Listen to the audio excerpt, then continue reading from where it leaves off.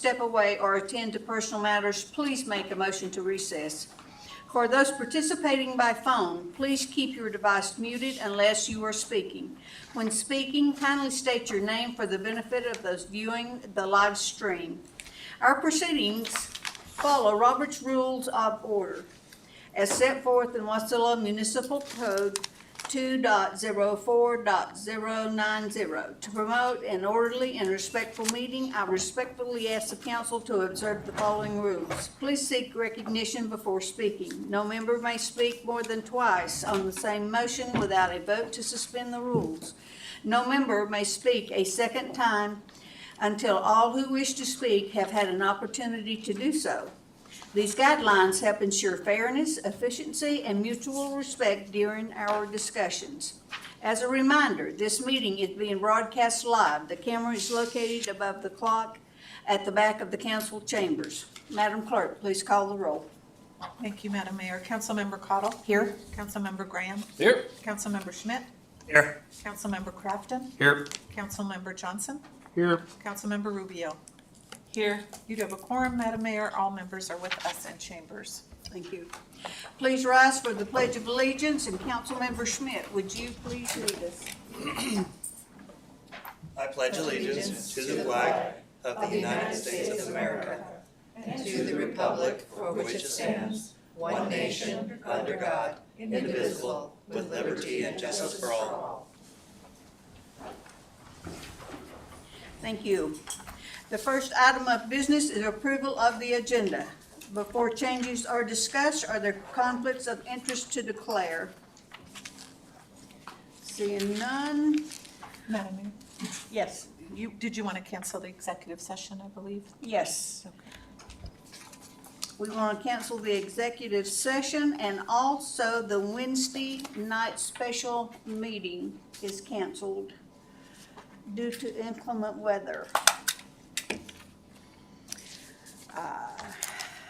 Okay. Are there an objection to the agenda as amended? Madam Mayor, Yes. I'd like to have the opportunity of discussing item 8.2, ordinance serial number 2604. I'm not opposed to it, but I need more information. Thank you. So if we could move that to new business, I'd appreciate it.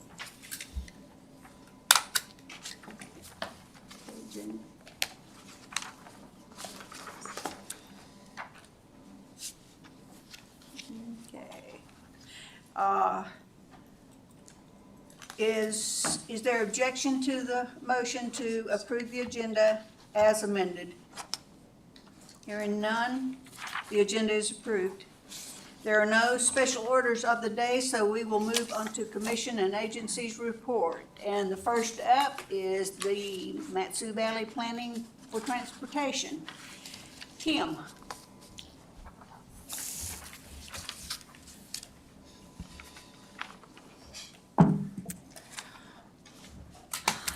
Hello. Thank you, Mayor Ledford and members of the council for letting me come speak to you tonight. My name's Kim Solian, and I'm the Executive Director of Mat-Su Valley Planning for Transportation, or we like to say MVP because that's a tongue twister of a name that we've created for ourselves. It's been a little while since I've been here to present to you all. I see some new faces in the room, so I'm going to go over a little bit about who is MVP and what do we do, why were we created, and then focus on why I'm here tonight is because we're ready to call for projects and are hoping that you all will work with Eric Shaw on nominating some projects to put into our Metropolitan Transportation Plan. So Mat-Su Valley Planning for Transportation is a metropolitan planning organization. We're federally required for all areas in the United States that reach a population threshold of over 50,000 people. There's a requirement to form an MPO. And the focus of the MPO is to work with the regional governments to plan for transportation infrastructure in that region. So why we're required is that a lot of federal funds come into Alaska, and now we've reached this threshold. The federal government decided back in the 1960s that it was important for local governments to work together to decide how those federal funds will be programmed so that either the state DOTs or the federal governments weren't deciding for themselves where the funding would go, but it was actually the local community, the local voice saying how we want the funds to be programmed. And the main work of our organization as an MPO is doing the long-range plans to guide where those infrastructure projects will go and how those federal funds will be spent. We're one of 3 MPOs in Alaska. Anchorage has an MPO and Fairbanks has an MPO. They both have been around for quite a while, and we're the newest. So Mayor Ledford has served as chair of our policy board for the past 2 years. This past year, she stepped down, and Mayor Cooper from the city of Palmer stepped into the chair role. So thank you for serving in that role. We did a lot of learning together as we formed this new organization with a policy board made up of, the mayor and manager of the Mat-Su Borough, mayor of Wasilla, mayor of Palmer, the 2 tribal representatives who have tribal transportation programs of the Knik and Chickaloon local governments, and the state DOT. So working together to form a new organization as all the governments of our region was something none of us had ever done before. So it's been an exciting few years. We also have a 16-member technical committee, and the technical committee is kind of like the workhorse working with staff to help us develop all of our policies and protocol, and then oversee the long-range planning work that we're doing. And then the policy board, they really serve as a governance role, and so they were approving everything that we're doing.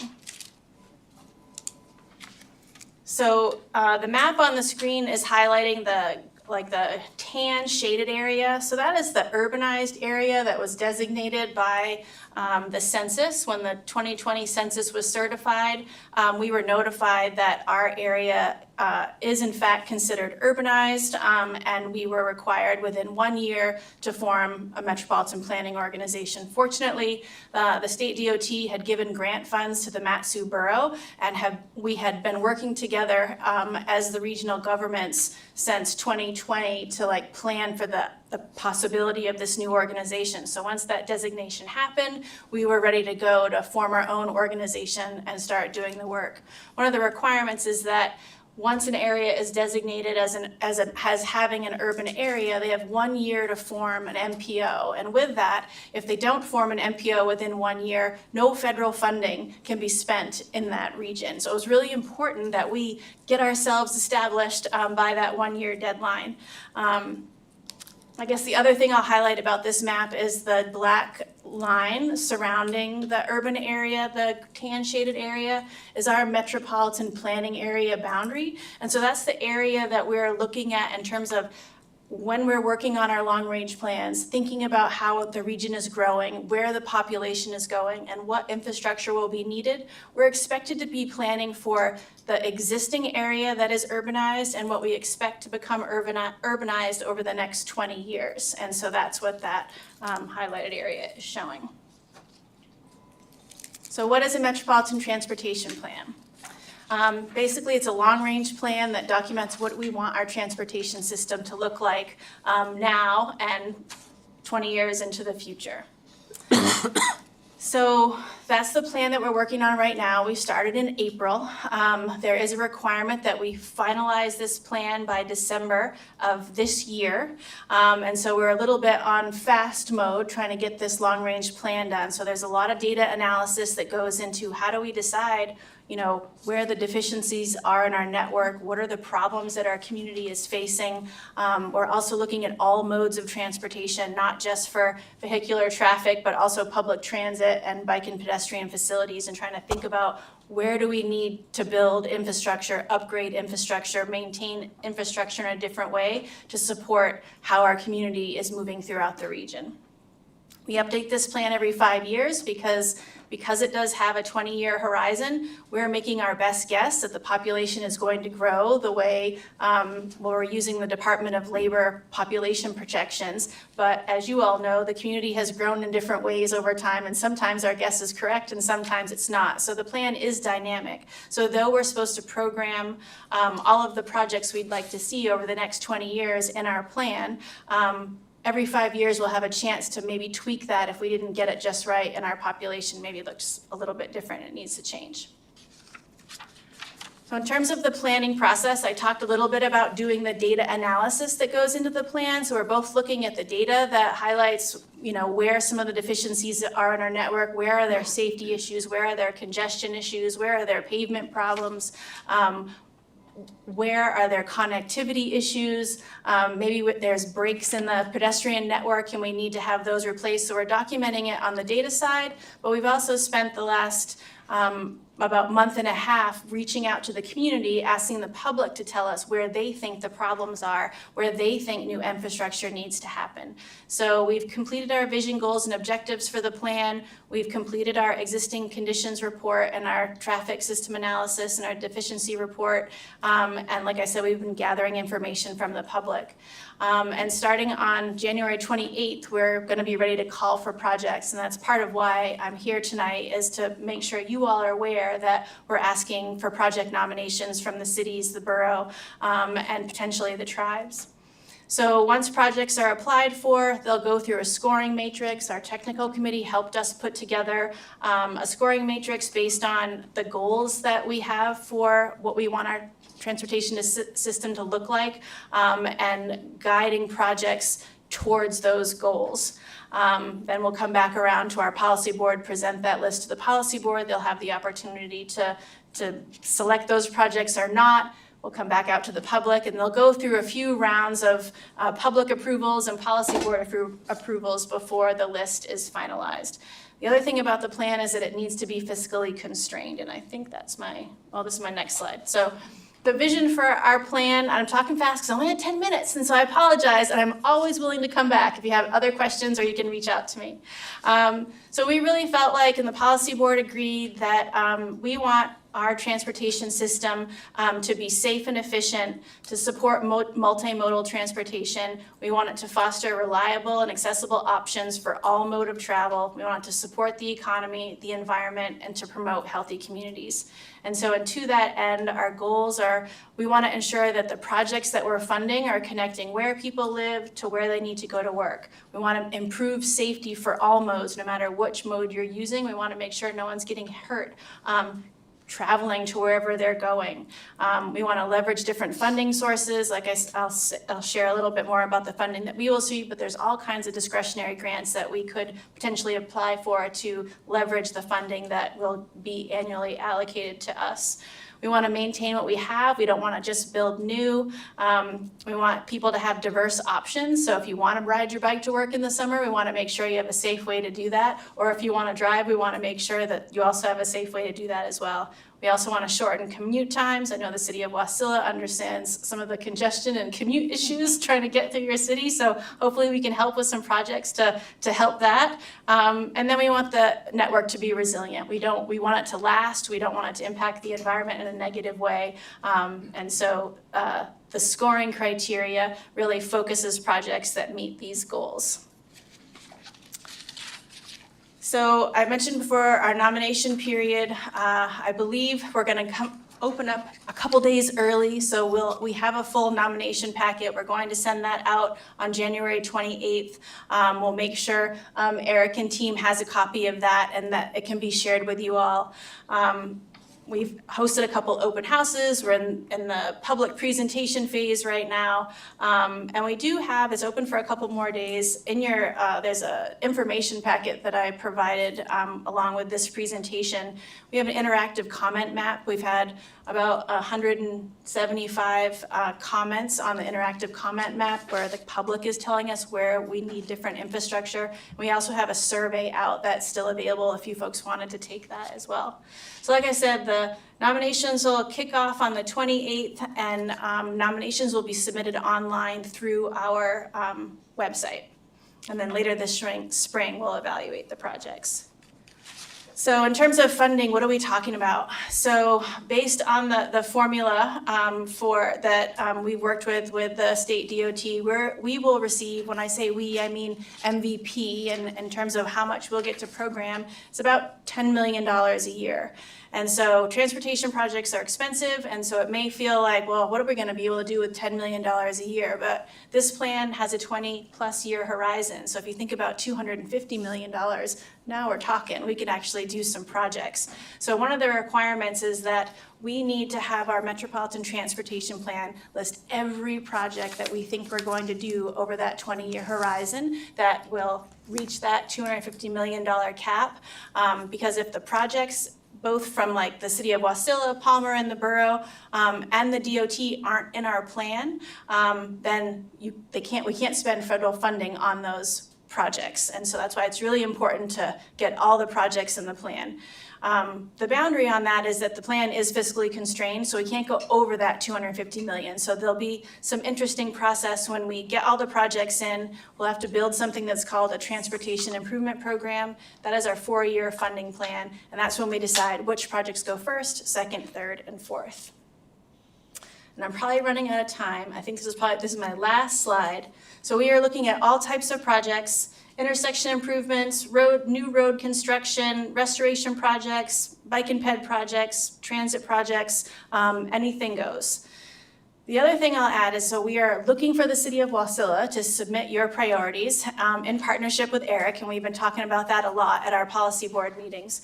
But if you all feel like there are projects that you would like to see the DOT do in the city of Wasilla, or projects you'd like to see the Mat-Su Borough do near the city of Wasilla that are maybe impacting roads in your network, I would like to invite you to either send us a formal letter and or pass a resolution for some of those projects that might not be yours, but they are impacting your network, because we'll have an opportunity to talk about that at a later date and might be able to move some of those projects forward if the city, if the borough or the DOT would like to move the project forward. And with that, I think I speed talked my way through that presentation. There was a lot to share. I wanted to get through it all. If there's time, I can take a question, but I'm also willing to come back, or you all can, we've got an email there if you wanted to have a one-on-one conversation. I'm happy to do that anytime. Madam Mayor. Mr. Crafton? Thank you, Mayor. Thank you for coming down. It's good to get an update as to what's to come here. Obviously, we have DOT here, so we're already talking about roads, and I am really big on roads because I think, honestly, that's one of the city's biggest issues right now is our road infrastructure. You said it was the 28th when the nominations start. Is there a deadline on that? So that you want everything by? Through the mayor, thank you for the question, Councilmember Crafton. We don't have a date set on when nominations will close because we're not sure how fast they're going to come in. And we didn't, this is our first time of ever having a call for nominations. We're at least gonna have the window open for 30 days, but we'll be working closely with Eric Shaw, your Public Works Director, also the Public Works Director at the borough and the cities to see if they need more time. We might extend for another month. It just depends. So definitely 30 days, possibly 60. Okay, thank you. And probably to Jamie or Eric, if I could real quick, is this something we might want a work session on discussing, or Eric, were you planning on bringing forward a list of projects that you wanted us to consider that we were going to bring forward? If I could, Mayor. Yeah, so through the mayor, administration and I need to talk about how we want to package that. This is our first nomination process too, so we've got a list, but if the council would like to have it come back as like a committee of the whole before the deadline, we can totally make that happen. Personally, that's what I'd like to see is a work session on, so we can discuss it. Council can bring their ideas, administration can bring theirs, we get public input, we hash it out from there. But thank you again so much for coming. This is really informative. Kim, this does not affect the STIP or the TIP, does it? Thank you for the question, Madam Mayor. So how this works is that the state DOT does their 4-year STIP. We're in a process right now where they're updating the STIP, and Adam and Chris might be able to speak to that. Once we approve our Metropolitan Transportation Plan, we will approve our Transportation Improvement Program, or TIP. And so it's like our mini STIP, but it's called a TIP. And so once the policy board approves what we're gonna do in year 1, 2, 3, and 4, that will be incorporated by reference into the state DOT's STIP. So they will accept what we've said is happening and how we want to program our funds, and they'll have to, depending on the timeline and the cycle of the STIP, they may have to amend the STIP to incorporate our TIP by reference, but that's how the other MPOs do it as well. It's not always on the same timeline. Mr. Gray? Thank you, Madam Mayor. Thank you, Kim, for being here. Appreciate taking the time and bringing us up to date. If you could back up and go to the vision and goals slide. That one right there, thank you. I am concerned that nowhere under the goals does it mention anything about preserving and promoting access to commerce. I realize DOT and you are in the transportation business, but we're in the city business up here. And, you know, we have residents, we have businesses, we rely almost exclusively on the ability for people to access businesses, therefore spend money, generate sales tax to fund the operations of the city. And while I appreciate the ability to and the need to move efficiently and effectively, the access to commerce should be on that list of goals. I mean, we can't just build roads and cut off access to commerce. That doesn't work in my eyes from a city point of view. So, I don't know when you'll have your next vision and goals discussion with the board, but that, there's more to transportation than moving people and vehicles. Madam Mayor, may I speak to that Yes, just a little absolutely. bit? Thank you for that comment, Councilperson Graham. I think our goal number 1, to ensure that our transportation improvements align with local land use patterns and connect housing to employment, gets at your point about making sure that our transportation infrastructure is serving businesses. Like that's kind of the heart of that goal. We want to make sure that people can get to the businesses they want to go to. They're not being held up in traffic. There's appropriate access in and out of that business, and that for the people that work there, they're also able to get there. So that's what we were trying to get at with that goal number 1, is to make sure that we're looking at the comprehensive plan for the city and the borough and the city of Palmer, and thinking about what they have for land use goals and relation to economic development, and we're making sure that we're driving projects that support that. And that will also depend on you applying for projects that are going to support your local businesses. So we want what you want. So you just have to tell us. I appreciate the answer, but I'd like to see the word commerce up there someplace, because it is, that drives everything, particularly here in Wasilla. We are the heart of commerce for the Mat-Su Valley. Absolutely. I would really like to see that word up there next time you guys get around to it. Thank you. Okay, thank you, Kim. We'll look forward to having you back. Thank you.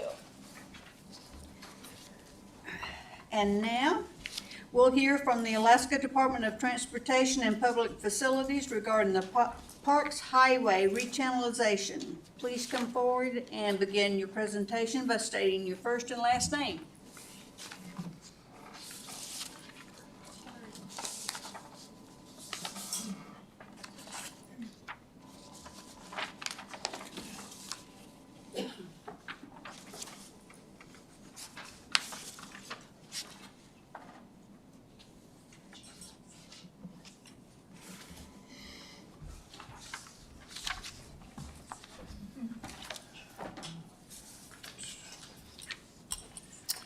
Good evening, Chris Bentz with the Alaska Department of Transportation and Public Facilities. Thanks for having me here tonight. So a little background on the project title we have up on the screen is, I believe about a year ago, this body, or members of this body at least, had invited our, I believe our regional director, maybe even commissioner was here, and there was discussions about concerns of traffic congestion and safety issues on the Parks Highway.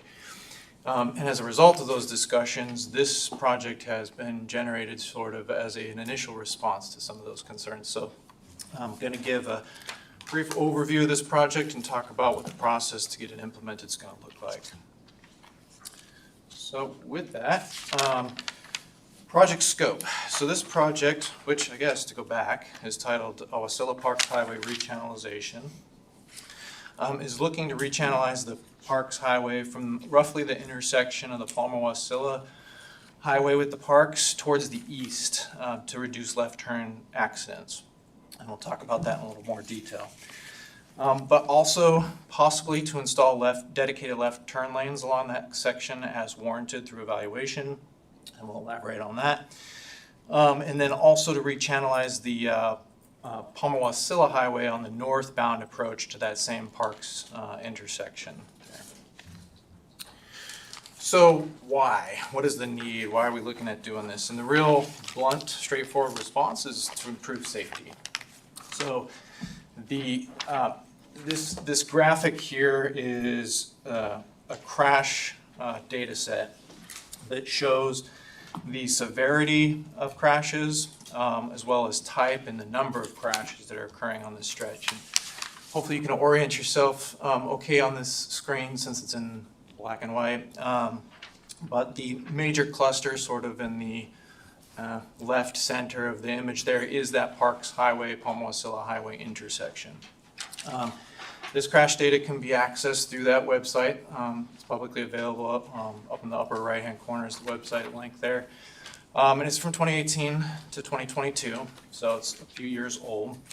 But what's also hard to pull off of this image is the actual number of crashes. Without actually interacting with this portal and zooming in on this stuff, it's hard to see the number of crashes. And so looking at what we have here, just know that those points are layered. There is a number of additional crashes on top of crashes on top of crashes that are occurring here. And specifically, looking at two different segments really, the Palmer-Wasilla Parks intersection on the parks towards the east, towards Herman Road. When we zoom in and we look at the actual information associated with these crashes, what we see is, relative to the sample size, a very large percentage of what we call angle collisions. So angle collisions are generally turning traffic or traffic turning across, say, a through movement, and they're meeting at an angle. So those are distinguished separately from rear-end collisions or head-on collisions. And so what we have is a large number of angle collisions occurring on that stretch. Which, you know, when we look at the Parks Highway in its context here, isn't overly surprising. The Parks Highway has a large amount of throughput traffic, and we have a lot of access points along this stretch of the highway. So we have a lot of locations where people are turning to or turning from the Parks Highway. And every time those turning vehicles are attempting to make that movement, they are making a judgment in the available gap to shoot across either 2 or 4 lanes of traffic. Simultaneously, we have a 2-way left turn lane down this segment of the parks, which essentially is a 5th lane for folks to navigate if they're trying to turn all the way out across the Parks Highway. Now, shifting our focus a little bit over towards that Palmer-Wasilla Highway segment, specifically the Palmer-Wasilla Highway northbound on the approach to that intersection. When we look at that data set of crash occurrences, what we see there is a large percentage of rear-end collisions, which rear-end collisions are actually expected anytime we have a stop-control type intersection. As you would imagine, you're intentionally stopping folks on a lane of traffic. It's not surprising that somebody comes from behind and meets that stop traffic. Now, what can also happen is a compounding of that rear-end instance when conditions are such at an intersection that they have changed beyond what was anticipated when that intersection was originally designed. So when we're designing a stop or a signalized intersection such as this, we evaluate things like sight distance. How far back from that intersection can you see the intersection to come to a reasonable stop? Now, when that traffic queue backs up significantly from the point at which we predicted people to stop, folks are now stopped in a lane of traffic at a location or distance further from the intersection than ever expected. Conditions like that can compound the rear-end collision scenario. So, because we've just started, bear with my crude image of our proposed improvements here, but that's what this slide is kind of overviewing. Is a couple of three different key improvements that we're going to look to incorporate. So firstly, the median construction stemming from the intersection there to the east is represented by that orangish yellow color. So what we're looking to do is extend median from the intersection up to roughly Herman, but possibly beyond the Herman Road intersection, and I'll elaborate on why that is in a bit. While we're doing that median construction, we also already have a piece of median there at the Parks PW intersection that is separating the existing dual left turn lanes from the adjacent traffic. While we're rebuilding this median, or building it, I suppose, we will also look at extending those dual right turn pockets. What that might help improve is allowing additional traffic to get out of the through lane queue and into those right turn lanes. So a small incremental alleviation of queuing. Right turn lanes or left turn lanes? Left turn. Oh, sorry, left turn lanes. Did I say right? Thank you. Because I'm thinking of the next one, which is that blue color, which is that the Palma-Wasilla Highway approach, where we already have a right turn pocket, and what we'll be looking to do there to help alleviate some of that rear-end collision occurrences that we're seeing is potentially extend that right turn pocket further up the hill towards the railroad overcrossing there, again allowing some amount of alleviation of queued vehicles to enter that right turn pocket. I think some folks, or maybe all folks here, know that there's already some space built into that railroad overcrossing bridge, so the potential to do that is likely in place. Okay, so some key project considerations for us to keep in mind as we're considering what we're looking to achieve here. Firstly, we have very limited funds. So we went out and secured state funds, our director and commissioner did, to accomplish these efforts. We received roughly just short of $3.5 million to do both the design and construction for this. The dedicated left turn lanes that I mentioned there on the parks, again, may be limited or may be possible, but limited. And so what we'll be doing, and it's to be determined on that, and what we'll be doing is a limited traffic analysis to assess the viability or benefits of that. And I'll elaborate a little further on that in a bit. Also, we have, we're afforded a little bit expedited project development process here with those state funds. I'll talk about that a little bit more in a bit. And then also we got to keep in mind our scope is very limited here. With $3.5 million, that only buys you so much today. The median construction there and that right turn pocket is going to stretch that amount of money. The other thing worth recognizing is that these efforts are undoubtedly going to change traffic patterns. And so that is part of the reason for the analysis that we'll be doing to evaluate whether limited left turn pockets are prudent, and some other things I'll talk about in a sec. But the key there is that it will change traffic patterns. So where people were able to turn left to and from previously is not going to be the scenario once we install median. Maybe, again, there's dedicated left turn pockets at strategic locations, but otherwise folks may find themselves to access the same points or come from those same points of access using frontage roads more so than they do today, or using intersections for U-turns, things like that. And that is something we are going to look at when we do that traffic analysis. But keeping in mind in all of that, the overall context here of our purpose is to improve safety. So real quick, project development process. What I just wanted to share here on the benefits of state funding really is that if folks aren't familiar with our DOT's normal federally funded project development process, is it is a very stepwise process. I hate saying process 100 times, but it is what it is. In that you know, a lot of the things that we have to do, one must come before the other, must come before the other. There's not a lot of parallel operation in that federal project development process. And each one of these boxes on this flow chart here is a major milestone point. Each one of these boxes represents a plethora of individual tasks and work and subtasks that goes into reaching each one of these milestones. Again, that's the federal process. So to put some of that into perspective into state project funded projects, this is the difference. So all of that flow chart develops into something like this. And even the centerpiece of that, which is all speaking to right-of-way, won't be applicable here because we believe we have all the right-of-way in place. Long way of saying it's going to be quicker than a typical DOT project delivery. So specifically for this project, what is that going to entail? So project specifics here. First things first, we are getting a contractor in place to help us with the design and the traffic analysis. We're in the middle of negotiating that contract work with them. Then this summer, we'll be doing some turning movement count collection. This is going to feed into that traffic analysis that I mentioned once or twice here, in that we're going to first count all these turning vehicles at all these approaches so that we can understand how many vehicles are we talking about turning to and from where. That will give us information on, you know, where the traffic will be redistributed to, but also, does that mean it's going to be prudent to leave a left turn in or, you know, out scenario at any one of those access points? There are a higher volume of lefts that just can't be accommodated by the adjacent frontage roads and such, should we restrict them. So we're going to take a look at traffic counts to make that assessment.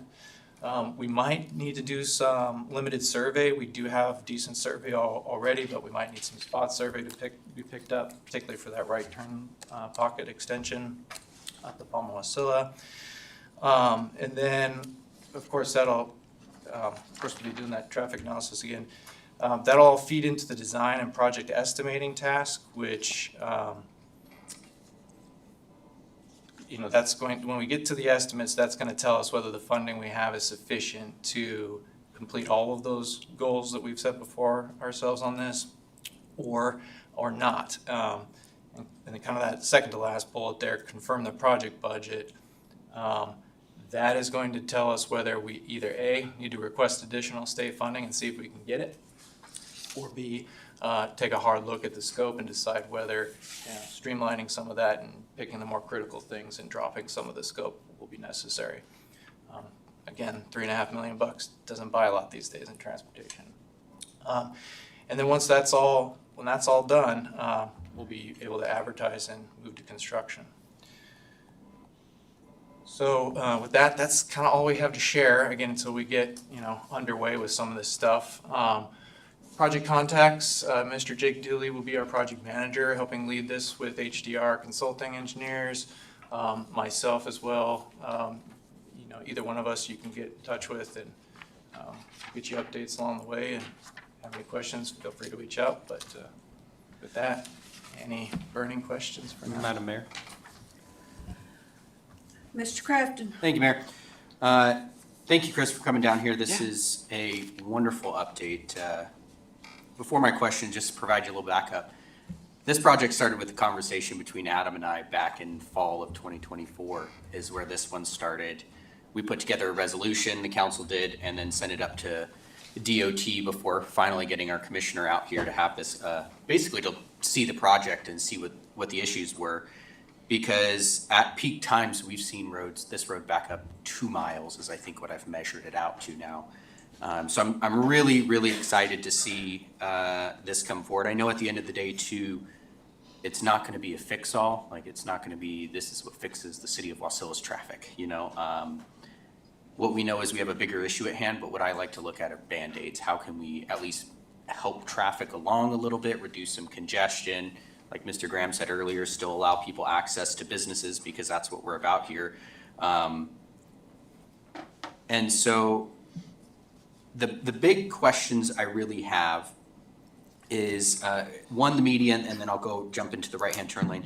So when we talk about the median here, I'm hoping that we're not gonna see a median just dropped. I know you're saying that there's gonna be potentially some left-hand turn lanes, but my biggest concern and the biggest thing I advocated for was making sure that we essentially are just trying to direct traffic to specific areas so we can, again, rechannel the best uses for it. Because again, it's really just, there's too much coming and going on and off the Parks Highway, off the frontage roads here. So what are we hoping to see out of some of those left turn lanes? Do you have any insight into those median turn lanes yet? Yeah, through the chair. So specific locations, no. That's what that assessment will sort of tell us. We can all probably visualize the locations that make the most sense anecdotally. And maybe that proves to be the case. But what this assessment will do is help us validate that by the numbers, so to speak. The other thing that we're going to be looking to do, again, the overall context being safety. And when we look at safety, things like this, where we're talking about lefts across multiple through lanes of traffic, another lens we look at that through is what we call conflict points. How many different points through an intersection, whether it's a controlled intersection or not, how many different points along a left turn vehicle, let's say, a left turn vehicle coming out to reach the far lane of a 4-lane facility. How many different instances can that vehicle meet another vehicle? And in which way can they meet another vehicle? Each one of those is a conflict point. So when we install median, let's just say it is a median all the way across. In a 5-lane scenario, as it currently is, technically with the two-way left turn lane down the middle, if we put a median through there, we have more than reduced it by half. Now, if we allowed a left turn in only, we still also, at least for the left out, reduced it by half. So we also will be looking at what we call partial versus full openings to the median. So it might just be a left turn in versus allowing lefts out and in at certain location. Yeah, and the left out is really the biggest concern because, I mean, if you go and sit right outside of the Target and Financial Drive one right there, people use it like it's a middle turn lane. I don't know if you've observed that one yet, but it was actually really funny. The day I had originally posted Amy's article about this project moving forward significantly, that was the day I observed 3 people sitting in that turn lane coming out of the Target parking lot trying to cross left up there. There was 3 vehicles right there. And so I wish I had a chance to take a picture of it and just be like, this is why we're doing this, is because this is not supposed to be this way. I mean, especially when it was a snowy day and everything. So that's the big thing I'm hoping that we avoid is the left lane or left turns across there and really just target the left turn lane. So it's really only 2 lanes you're crossing into those businesses. So that's good to hear. And again, more to come on that one. The other point you had mentioned was the limited funds available. Originally, I hadn't brought up that right-hand turn lane on Parks, or not the Parks, the PW. Eric and I had talked heavily about this, again, specifically because I knew that to get an expedited project and fix the concerns we're seeing here, we would want to keep the scope as narrow as possible. So, I mean, my 2 cents forward would be if we were to drop something, that's where it would be, because when we look at the bigger picture and we zoom out a little bit further, that section of road from, it is KGB all the way down to the Parks Highway PW intersection is 1 lane. There's a small 2-lane merging area, but that's a whole section that looks like it could be reworked here in the future that would couple along with that one. So that's where I'd go, okay, let's look at that, so if we can separate the 2 projects at all if possible, if the cost becomes an issue. So otherwise, I'm super excited to see this, and I really appreciate the update. Thank you. Mr. Johnson. Madam Mayor, thank you for the really good presentation, and I think you can see, the interest, because I've had the very same kind of conversations to various people in the DOT.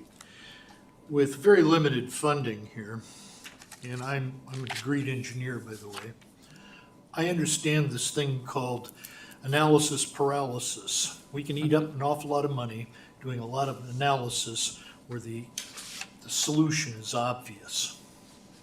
I've sat on that downward hill many, many times for many, many minutes, looking at the two left-hand turn lanes onto the KGB cutoff, empty. I can't get there because through traffic is sitting there blocking me. Give me a front-end loader and permission, I can move the existing cutouts and we could make that left turn lane, we can fill them up and we can move traffic faster. I don't need analysis to do that because it's all, my problem right now is you've got a stupid curb there that you can't get past. And if you put a semi-truck there, I can't get past even though the lane's empty. Get rid of the stupid curve. That's what I mean. We don't need additional analysis. Take somebody out there with a survey crew, you could cut out the curb and we'd be halfway there, at least on that left-hand turn. Thank you. Okay, Madam Mayor. Chris's information is up there, and so is Jacob Dilly's, and so, Mr. Graham, ask your question. Thank you. So, thank you for being here. I appreciate the time you spent and the information that you've given us here, but I'm gonna come back to commerce here, and, you know, the city of Wasilla is a city of commerce. You know, when we, put the Parks Highway through, actually when the railroad put the railroad through, they realized this was gonna be a crossroads, for commerce. And we have, made ourselves over the last 100 years, as the commercial center of the Mat-Su Valley. And the Parks Highway, you know, has grown from, the 2 lanes it was when I first came here, you know, to now 5 lanes. And when it was 2 lanes, it was backed up, and when it's 5 lanes, it's backed up. And I'm old enough to remember when we used to look at traffic delays, and everything was focused on the intersection of Lake Otis and Tudor in Anchorage. It would take 45 minutes to go a mile during rush hour at Lake Otis and Tudor. That was a problem. It still takes a while to go through there. It doesn't take as long to go through there, but when people talk to me about, well, my commute is so far delayed because coming through Wasilla, you know, I would remind them that the reason that highway is there to begin with is because people have invested hundreds of millions of dollars in the businesses along that Parks Highway to generate that traffic. And I realize that on some days we have 85,000 cars a day going through that very intersection that you're talking about. And I appreciate that. But this proposed curb all the way through the, you know, or through the majority anyway, of the, you know, what some people would call the suicide lane or the left turn lane or the acceleration lane.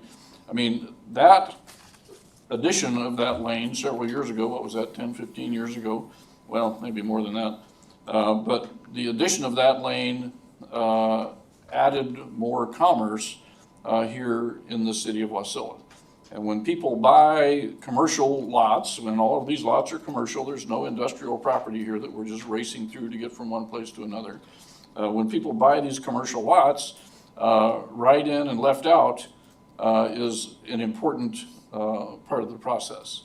When I look at your collision map, and I looked at some data that the police department gave me, you know, there's, I don't see any fatalities there. I do see a lot of accidents, particularly in the one intersection that Mr. Crafton talked about over by, you know, Taco Bell and Matcom over there. I do see a whole lot of collisions there. I do see collisions with injuries. You know, we have an education problem, you know, with people being impatient and not following the rules of the road. And unfortunately, we don't have, you know, 80 police officers where we can have a traffic division with, you know, we used to have a traffic division. We used to have motorcycle cops out on the road there. But I mean, we don't have the funds for that anymore. It just doesn't make a whole lot of sense to do that. But cutting off access to these businesses is wrong. You know, we created the market for those businesses. Those businesses have invested hundreds of millions of dollars into that. They make their livelihood from that. Some of these businesses employ hundreds of people. And if you can't make a left turn into those businesses along a corridor that has for The 40 some odd years that the Parks Highway is, 60 some odd years now that the Parks Highway has been there, we're cutting off those businesses, we're cutting off those jobs, we're cutting off the ability to make a living, and we're cutting off the ability of the city to survive as the center of commerce. So, I really think this needs a lot more specifics before anybody can get behind it. Yeah, it's, hate to disagree with Mr. Johnson over here, but this one needs a lot more analysis and needs a lot more public input, particularly from the businesses along the way. I mean, they can't shut down Lowe's or shut down Evangelos and come to a city council meeting. I mean, we need to go out, we need to reach out to them and see what they think and what they do, and put those comments together when we're coming up with a plan. I do think that it is a congested area, and I think 100 years from now, it's still going to be a congested area. Are there going to be accidents 100 years from now? Yes, there will. Will there be accidents if we build the curb in the middle of the road? Yes, there will. It's cutting off access to commerce is not the answer, in my opinion. But I do think that intersection, needs work. The improvements Mr. Johnson talked about are great. The improvements that Mr. Crafton talked about are great, and those need to happen. But this curb down the middle of the Parks Highway is not, in my opinion, is not an acceptable answer. Thank you. Okay. Thank you, Chris. We appreciate it. And I'm sure we'll see you later. Sounds good. All right, thanks, folks. Okay, we are moving on to Parks and Recreation Commission, and Mr. Bell is out of the office and unable to provide a report, but the minutes are available for review under item 11.2.1. And now we are at the Planning Commission. We'll hear from the City Planner Hillier for a report on the Planning Commission.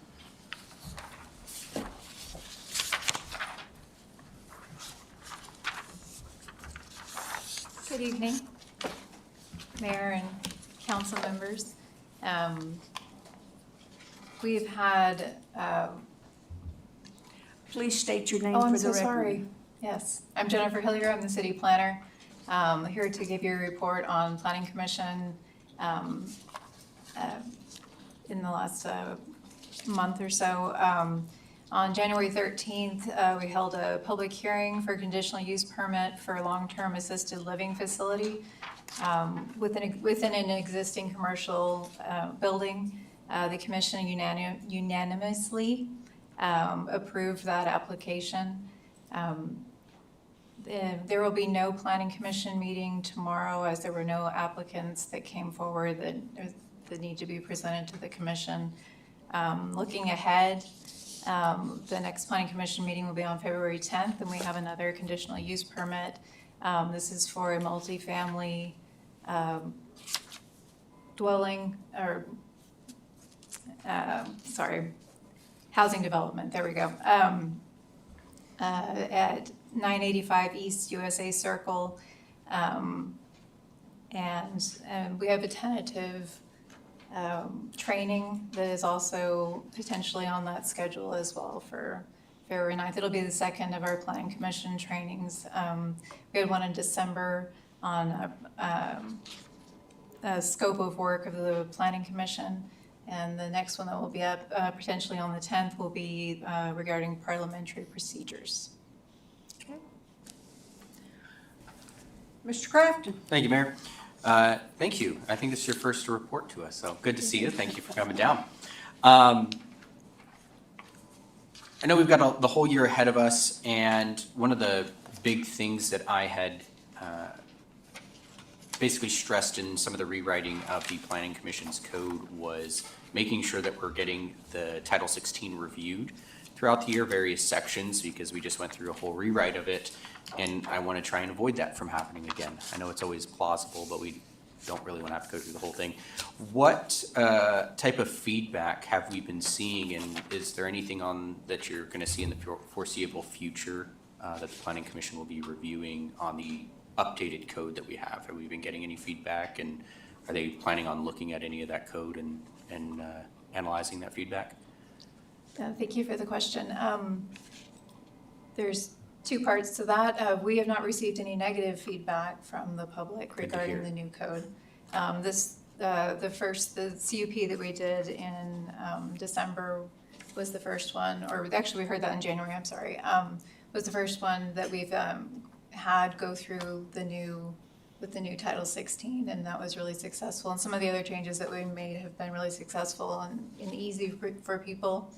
And as far as reviewing the code goes, I have been, just in trying to get to know the city and what are just reviewing the questions that we've had come up. There are some holes in the code, there's just some things that are open that need to be filled in. So there will be some review of that, and not necessarily like rewriting or adding anything new, but just filling in the gaps so that it makes sense. Understandable. Thank you so much. Thank you. All right, thank you. Thank you. And now we will hear an update from the MATCOM Communications Manager.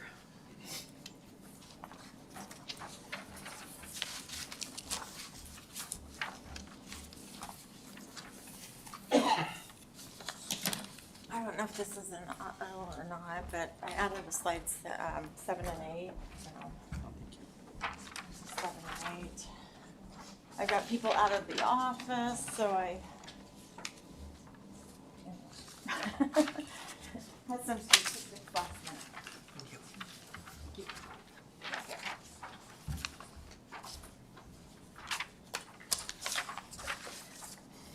All right, thank you, everyone. Lori Creaky, MATCOM Manager.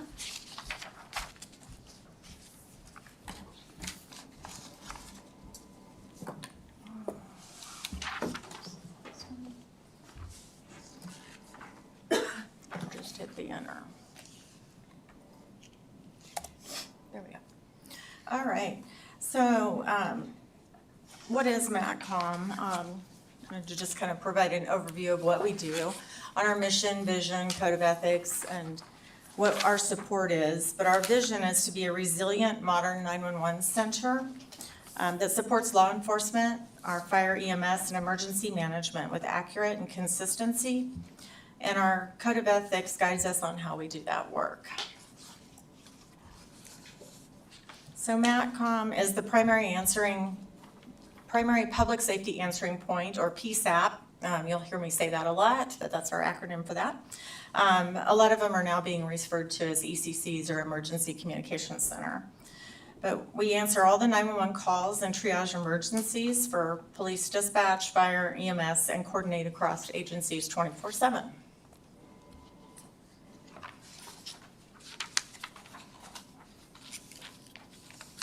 So this is our call volume for 2025.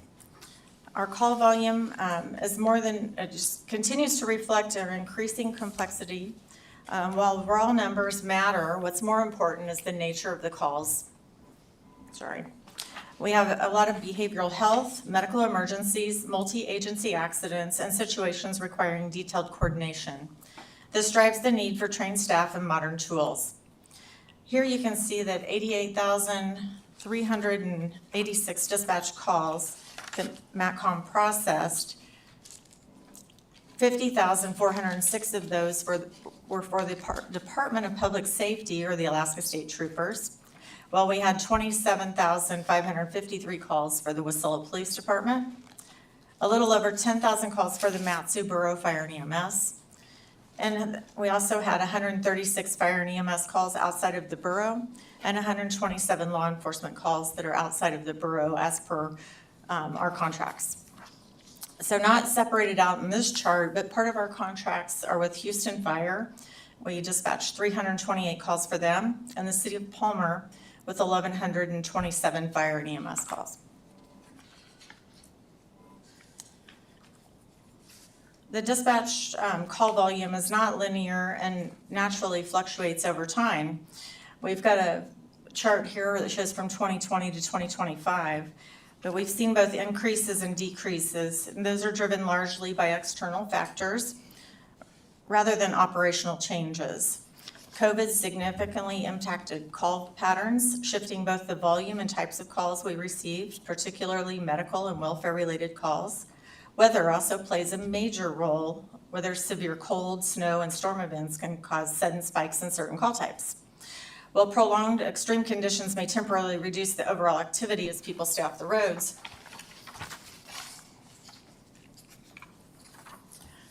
looking at our phone calls that we received, we've handled a significant call volume across multiple categories. We've processed in 2025 over 38,000 911 calls, made over 41,000 outbound calls, and handled 82,758 administrative calls for a total of more than 163,000 calls processed throughout the year. With an annual operating budget of $7.4 million, when you look at only the 911 calls, that cost equates to about $191 per emergency call. However, if you consider the full scope of work MATCOM performs and the total number of calls processed, that price drops to $60.95 per call. This perspective is important because MATCOM's workload extends far beyond just answering 911 calls. Every outbound and administrative call represents coordination, follow-up, responder support, and public safety work that's essential to the emergency response that's often unseen. And this slide here, slide 7, sorry, that I threw in there, talks about the heat map that I'd like to show you. This heat map shows the location of 911 calls in 2025. The darker areas indicate higher call concentration and can help you visualize where the demand is occurring across our service area.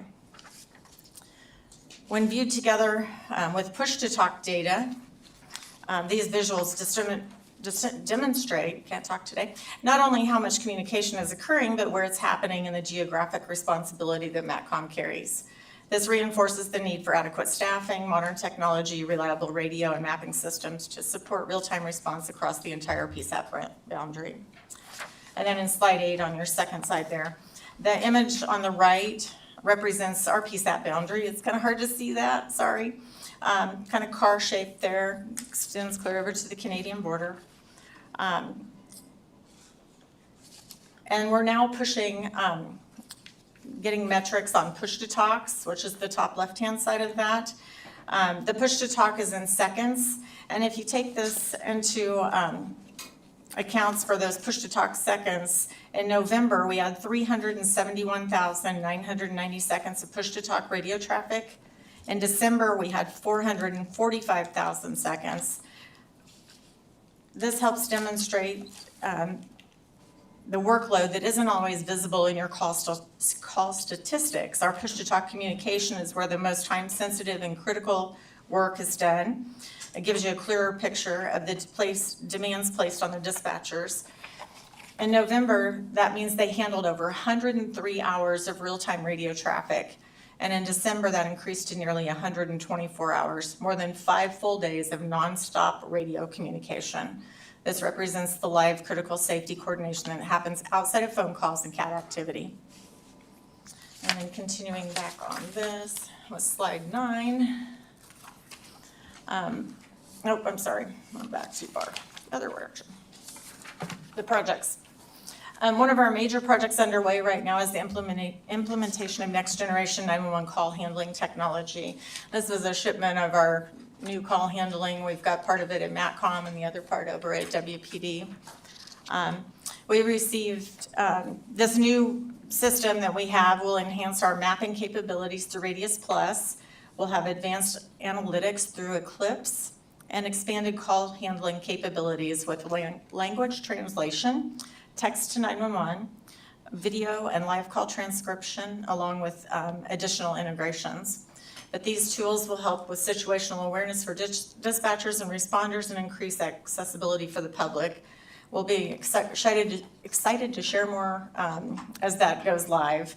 We're looking at late February, first part of March on that. We've also implemented emergency police dispatch protocols that enhance the call handling by providing structured standard guidance. It improves consistency, it supports liability, mitigation, and creates a more efficient training environment for new staff. In addition, we are completing quality assurance reviews across all disciplines. These reviews help us to identify opportunities to update our standard operating procedures and strengthen training standards, and ensures that our operations remain current, consistent, and defensible. Staffing overview. This is always one of the biggest challenges. It's consistent with national 911 trends. Dispatch is a specialized profession, and it's a long training timeline. Over the past 2 years, we've focused on stabilizing staffing and maintaining service levels. Some of the significant progress we've done is by adding a training coordinator, and I thank you all for that. It's helping ensure consistency and supporting our new hires. We've also strengthened our supervisory team through internal promotions and helping build leadership from within and providing better coverage and mentorship. This slide here shows the reality of our recruitment and retention. With our hiring, resignations, and promotions and retirements, despite that turnover, we have grown from a staff of 27.5 in January of 2025 to 31.5 in January of 2026.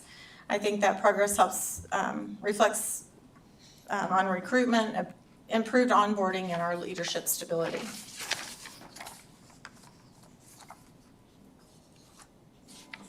Anniversaries.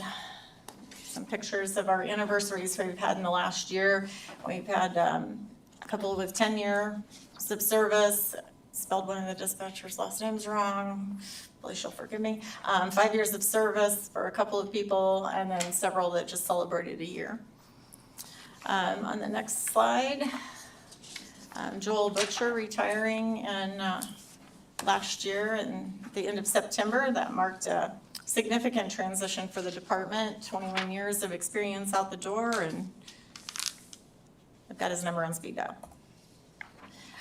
Slide 15 here. We last year, our telecommunicator of the year we did during Telecommunicator Week in April. I didn't come over and make the presentation for that. I should have and did not get that done. So this year at Telecommunicator Week in April, when the mayor does the proclamation, we'll hopefully have a new telecommunicator that will be presenting at that time. But that's some of the stuff that we've done in the past, is recognizing one dispatcher last year in 2025 was Dispatcher Skiba, who got that honor. Looking at MAPCOM and our contracts, I'd just like to show those partnerships that include the Alaska Department of Public Safety, the Mat-Su Borough, the State Emergency Operations Center, the City of Houston, and the City of Palmer. We did lose the contract with the 511, and the reason for that is they have decided that it was better to teach all the PSAPs across the state how to do that themselves, and that way it saves them the time of calling MATCOM to update the map. They can all have an individual login to the 511 system and take care of those updates themselves. So, but we do take great pride in the services we provide to these partners. Each contract represents trust in MATCOM's professionalism, reliability, and ability to manage complex emergency communications. These partnerships also strengthen our regional coordination. I think collaboration is a key part of our success, and working closely with our partners allows us to align procedures, improve communication, continuously refining how we operate. We have normal monthly meetings with all of our partners. And these relationships are not just contractual, they're operational partnerships that enhance public safety for the community that we serve. And that was me about 30 pounds ago, a year ago, when I went to the 911 Goes to Washington. Again, these strong partnerships are essential to what we do at MATCOM. We work closely with Palmer Police, 9G Base, the Mobile Crisis Team, Alaska chapter of APCO and NENA. 911 Goes to Washington, working with our legislators. In addition to those local partnerships, we reach out actively and collaborate with other PSAPs in the state. Great working relationship with Fairbanks North Star Borough. We're trying to work out some stuff to maybe be able to work out our call handling processes across the state. And we continue collaboration all the time with Anchorage and the Kenai Peninsula as well. Participation at both the state and national level does allow us to help stay aligned with evolving the best practices, emerging technology, and industry standards. There is a push at the state level here in Alaska, if you're not familiar with it, and I didn't bring that House bill number with me, but there is on the agenda to have dispatchers in the state of Alaska as they have emergency medical dispatch certification. They would be seen as public safety. And I can't remember that bill number. I can get that for you if you'd like to know more about that. I may be going down to Juneau to help testify on that, but I'm not sure at this point. So this slide is just kind of meant to help humanize the work. Dispatchers manage multiple screens, radios, callers simultaneously, often under stress. They make real-time decisions that affect the outcomes long before the responders arrive. And in closing, I would like to leave you with this video from my friend Ricardo. He has a company, Imagine Listening. Dispatchers listen to fear, crisis, confusion, and sometimes tragedy shift after shift. This slide is a reminder that behind every call is a person, and behind every response is a trained professional making calm decisions in a moment that matters.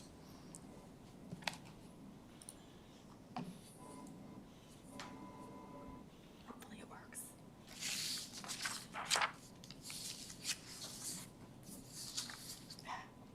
Anybody? IT person? Yeah, Lori, I'm sorry, through the chair, we didn't know you were playing a video. Oh. In our system, the sound won't connect through because we're live streaming. Gotcha. Okay. Well, you should go listen to that. If you'd like to email me the link, I'd be happy to email that out to council. and It's I'd love embedded to in the listen. presentation, so, But it's a YouTube. Yeah. You just send me the link. yeah, okay, Yep, thank you. thank you. Thank you, Lori. Thank you. Do we have time for questions, Madam Mayor? I would love questions. Ma'am? Yes. Thank you. Couple of questions. Number one, thanks for a great presentation. I know Matt Thomas has taken a different tack since you've taken over, and I appreciate that. And hopefully, we're not the reason you lost weight, but congratulations on that. So, a couple of things here. I have to flip through the slides here. On slide 8, the PSAP boundary and push-to-talk boundaries, there's a blue line and a red line. Could you explain to me which is PSAP and which is push-to-talk? The left side is all the push to talk. It's just a chart showing how Right, many. but on this one, your This one here boundaries- is just the boundary only, sorry. Okay, but there's two boundaries shown there. Yeah, One the- blue and one red. Could you explain those colors? The inner one is the actual boundary, the outer one is the overlap that you have, because there's no statewide GIS boundary in the state of Alaska, so they have that little, Buffer zone. yeah. So- Okay, thank you. I appreciate that. And then when we talk about, get the right page here. When we talk about your staffing overview page, you talk about staffing challenges and so on and so forth. It seems to me we used to have a program at Mat-Su College through the University of Alaska that was kind of like an introduction to dispatch and saying that so people could kind of see if dispatch was something that suited their personality and their skill set. Do we still have that agreement with Mat-Su College or? Not that or I'm UAA? aware Any of. of the university No. out, not so UAA or University of Alaska doesn't support any dispatch training at all? No, nothing that I'm aware of statewide. I'm sorry to hear that, because I think it would be easier, because I know dispatch, like becoming a police officer or something, everybody says, oh, that'd be great, and then they get into it and it Yeah. won't last long, so. So anyway, so speaking of, how it works when you become a dispatcher, do you first become a call taker and then progress to a dispatcher, or call takers don't automatically want to become dispatchers, but do dispatchers learn call taking first, or how does that? Yeah, our training program, well, you're either hired as a call taker or dispatcher. There's one or the other that we have. Call takers just call take, that's it. They answer the phone, and put the information into CAD, process any incoming phone call, whether it's 911 or admin. Dispatchers do both, so they are trained to dispatch and call take both. So that's why it takes 8 to 9 months, whereas a call taker's 4 to 5. Okay, but if a call taker, let's say I was a call taker and I've been a call taker for a couple of years and said, hey, you know, my dispatch looks pretty good, is there an incentive for me to cross the line, so to speak, to move up or move laterally Yes, to that? and we've had a couple people do that. Okay, great. And then you talked about January 2025 staff of 27 and a half and 2026 of 31 and a half. Were those authorized numbers or actual numbers? No? Those are, yes, authorized, and we're still short. We're Right. right there. I'm just trying to get a handle on salaries and such. And then there was, with the contracts that we have with the various agencies around the state, is the length of those contracts kind of standardized, or does one contract end in 26 and two of them end in 27? I mean, are you spending a lot of time trying to put things together for these because the contracts continually are changing or expiring, or we kind of Yeah, have some one of big them work are session? year to year. The 511 was year to year, so that was kind of frustrating. State Emergency Operations Center is year to year on that one. And then the Alaska State Troopers Department of Public Safety was a 3-year. We are in negotiations on that one now. And then the Mat-Su Borough is an extended. It, I think, is expiring in 27. So we'll be working on that. The Palmer and Houston, if I remember right, I believe they are, they just continue on unless somebody says we don't want to continue. So, and then Department of Corrections, I would have to look at that one to remember exactly what it was, but they vary.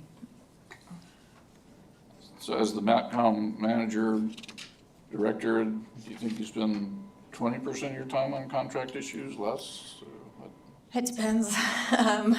The DPS one has been extensive and a lot of work on that just because of getting legal involved to help rewrite the contract and make it to be where it's more fitting for this day and age with verbiage and how things are actually done. I think it was kind of put together quickly to just get the contract moving once upon a time ago.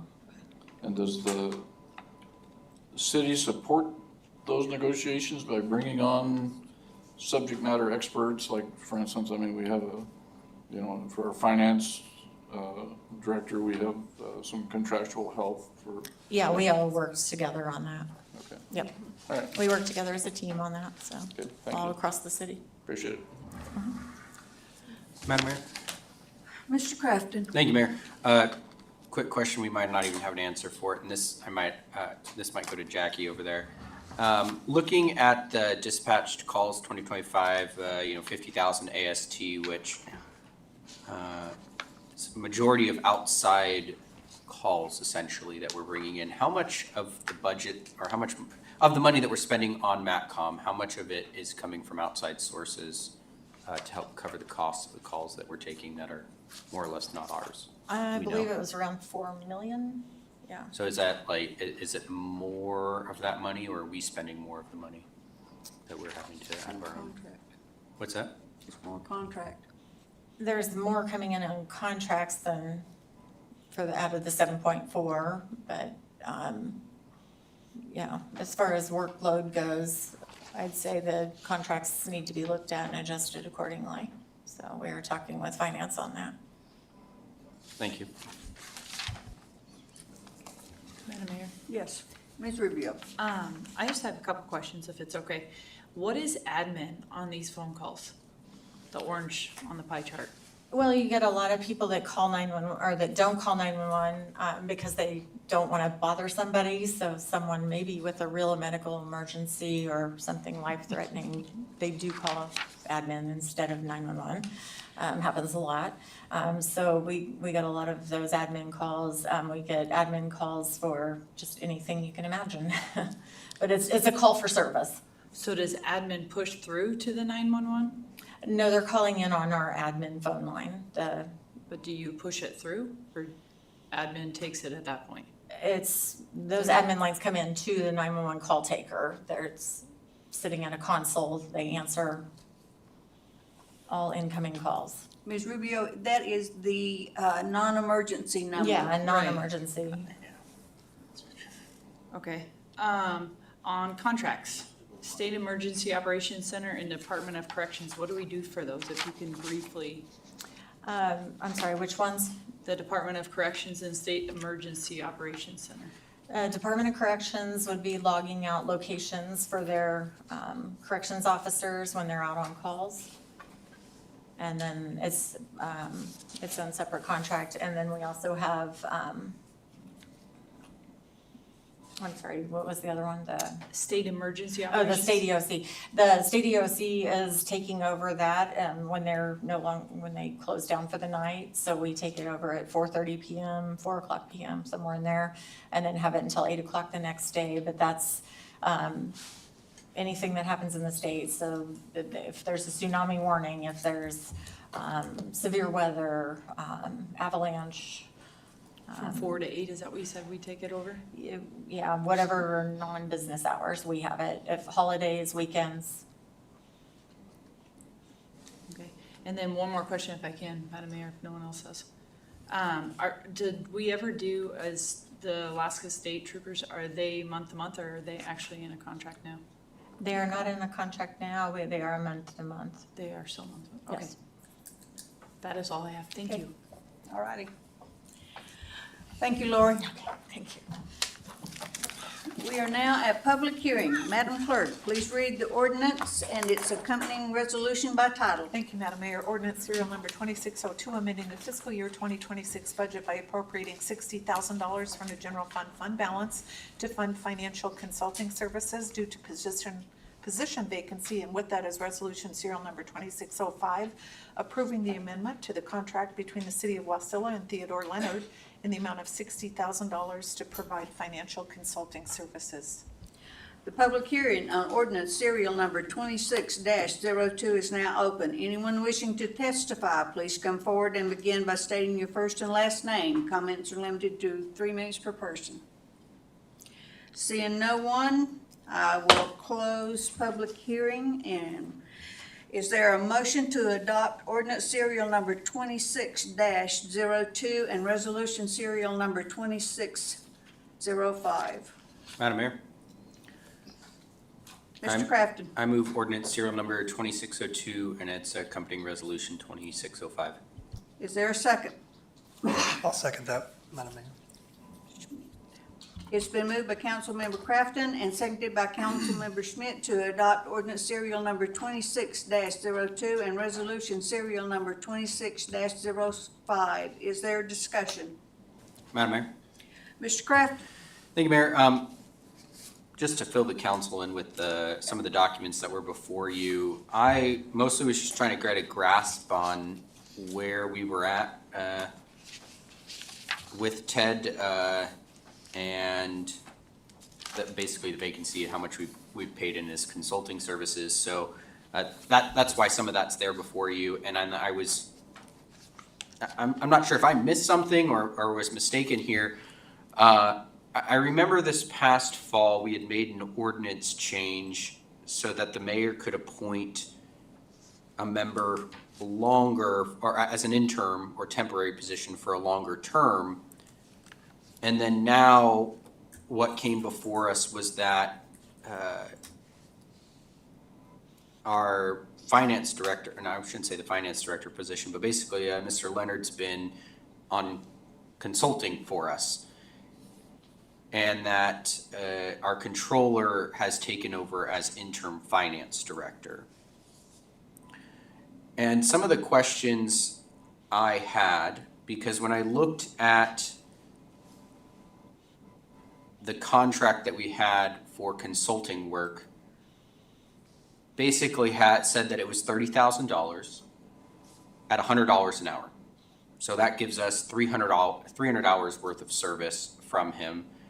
And knowing or looking at the appendix on there, asking that he be there for all council meetings as well as assisting in a lot of the workload for preparing for our budget, I figured that those 300 hours would be eaten up fairly quickly, and here we are.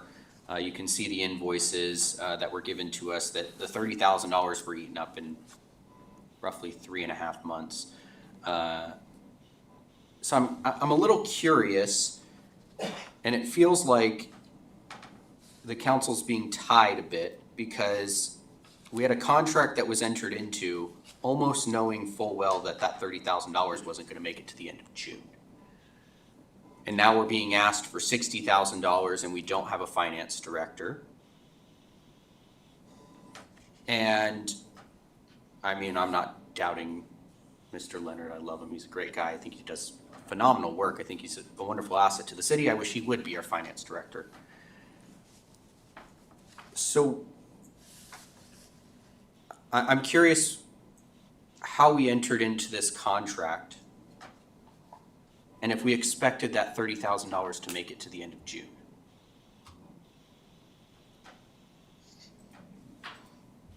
Jackie?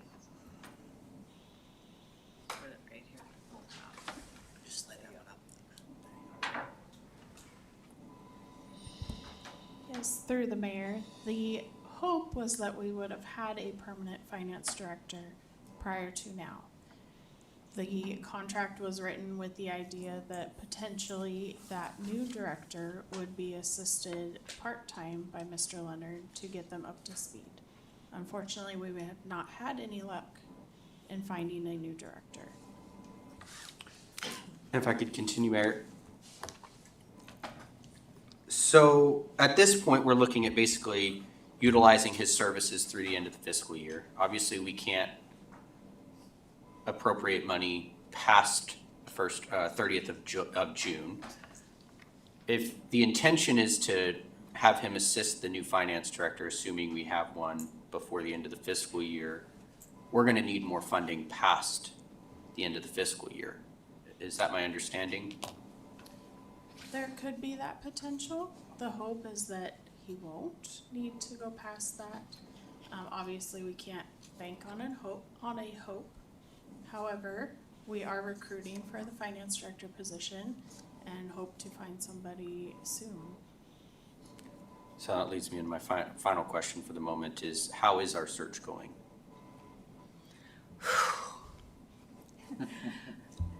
We had, how many did we interview? 4? There were 4. And they're not qualified. So, and we have been through the process. So, qualifications are very important. And so, we have got it back out there again. And we got somebody, a municipal headhunter company, and that was the 4 that they got. And none of them are qualified. So, my question is, do you want to thank God that we've got Ted, or hire another incompetent person? Because that's our choices. And Madam Mayor, if I could, I mean, I'm not saying that I want to jump the gun and find somebody that's not fully qualified here. It just, what it feels like is that this contract was entered into with consulting services with the expectation that it was just going to come back to the council for further authorization of funds. That's my feel of this. And so it feels like I can't say no, essentially, is what this somewhat feels like.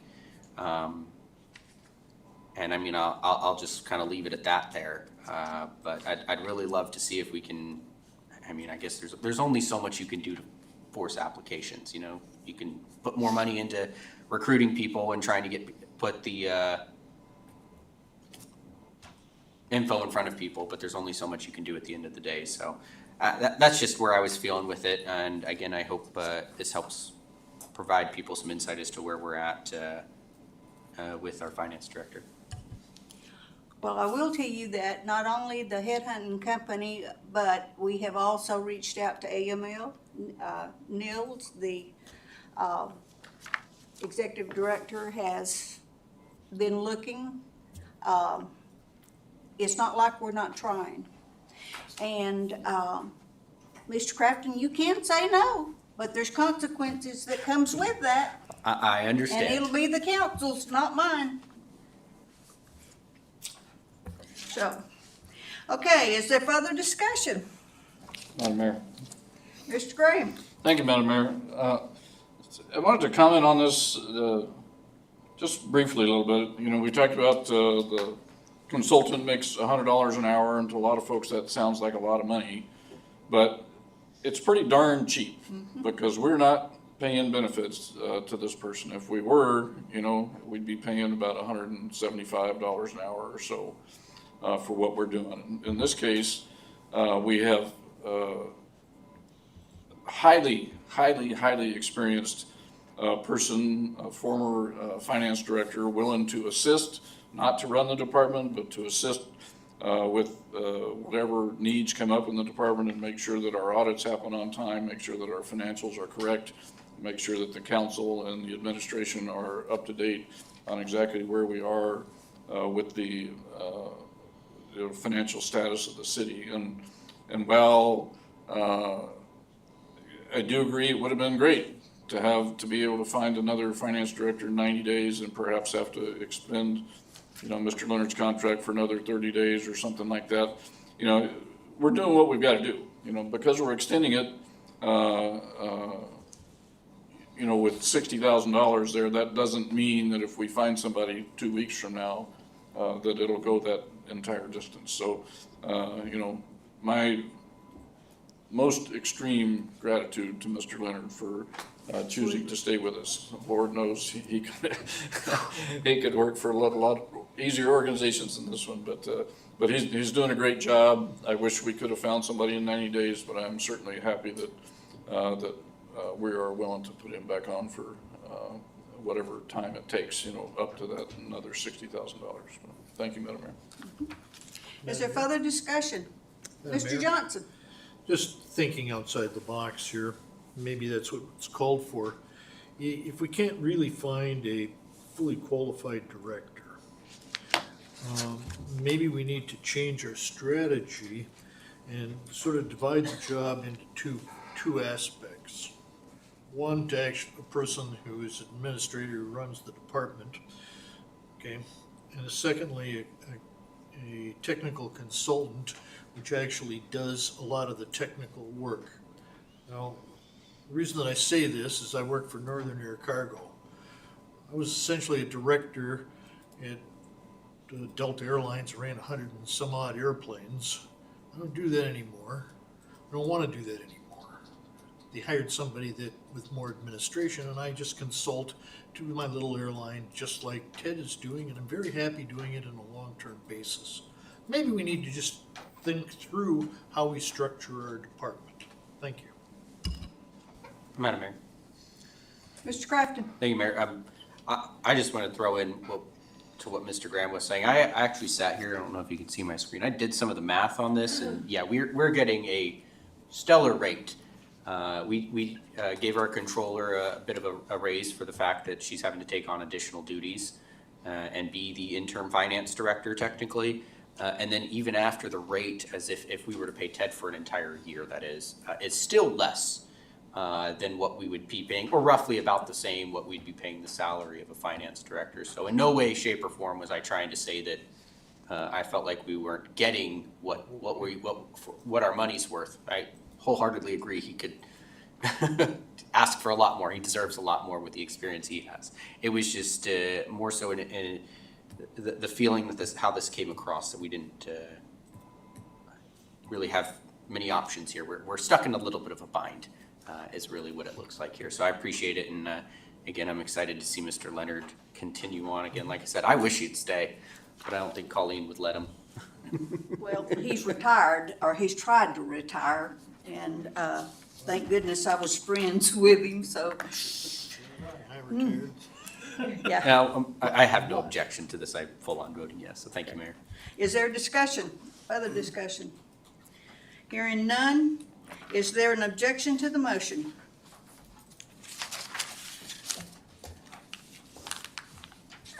Okay, the motion is adopted.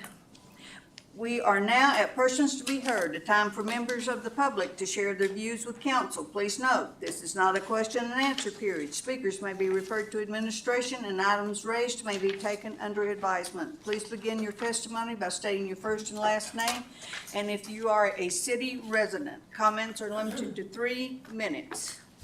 The first one is David Seals. You signed up first. I know. That's okay. It's a good thing I'm old and I didn't remember everything that everybody said, because a lot of it didn't make sense to me. Please state your name for the Oh, record. my name is David Seals, and I'm a city resident and a citizen of the United States, just for the record. Okay. So, reading my favorite newspaper here in the valley, the Sentinel, I found out about a project for DOT that I got to sit and listen to tonight.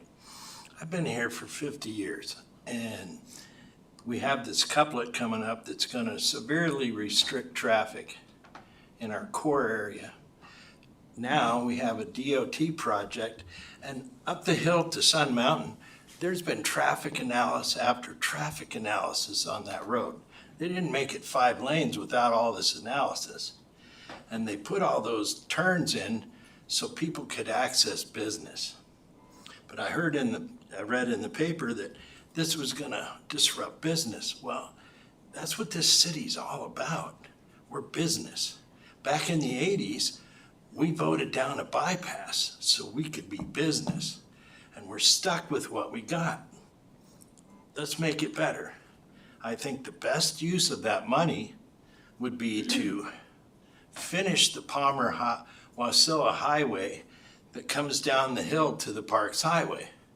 That should have been 2 lanes both direction in the very beginning, and there should be a mirror image of the Fred Meyer side on the Arby's side. There should be a turn lane that takes you off of the main 2 lanes to go up the hill to Home Depot. There should be a continuous lane up to the creek that will allow traffic onto the Parks Highway without stopping, just like it is on the other side.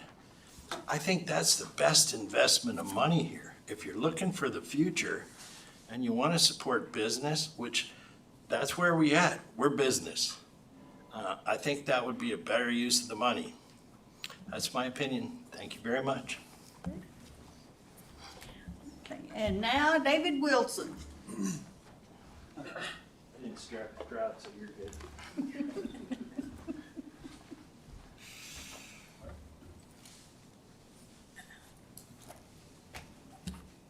Oh, I didn't get gifts. Well, not gifts. Maybe. All right, for the record, my name is David Wilson. I'm a city resident, and I'm here to speak on behalf of my employer, the Mat-Su Health Foundation. Thank you, Madam Mayor, City Council members, for allowing me to speak tonight. Tonight, I handed Madam Clerk a little information about our academic scholarships. It is that season is open. Our academic scholarships application periods are open till March 5th of this year. And just a little bit of information, the past year, the Mat-Su Health Foundation has awarded over about $3 million in academic scholarships, vocational scholarships, and professional development scholarships. Now, the academic scholarships is the only one that has a for sure year-end deadline, just because of the processes of how that has to work for schools for the following year. But you can apply anytime for vocational and professional development opportunities as well.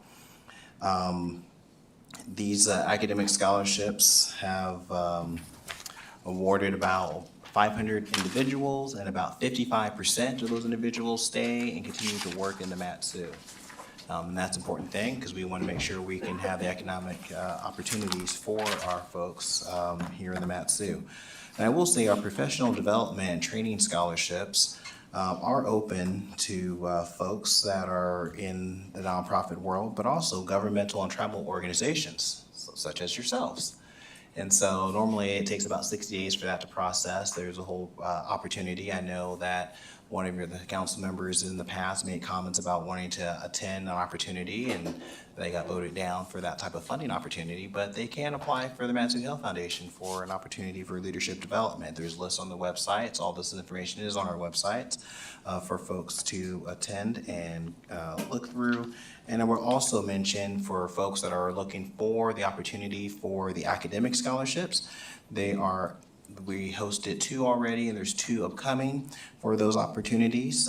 They are February 5th and February 19th from 4 to 6 at the Mat-Su Health Foundation. Meals are provided, and it's just an opportunity to sit down with the staff there to go through what that looks like for those seniors or juniors that might be looking at opportunities in the future of what that might look like for the kids and for their parents and guardians to come and to get that information too. And feel free to let me know if you have any questions throughout the time. And the next time we'll come talk to you about our CHANAs, our Community Health Needs Assessment that was completed. And that is live on our website as well. And we can give a brief information at the next time. Thank you, guys. Thank you, Dave. Next is Jana Griffin.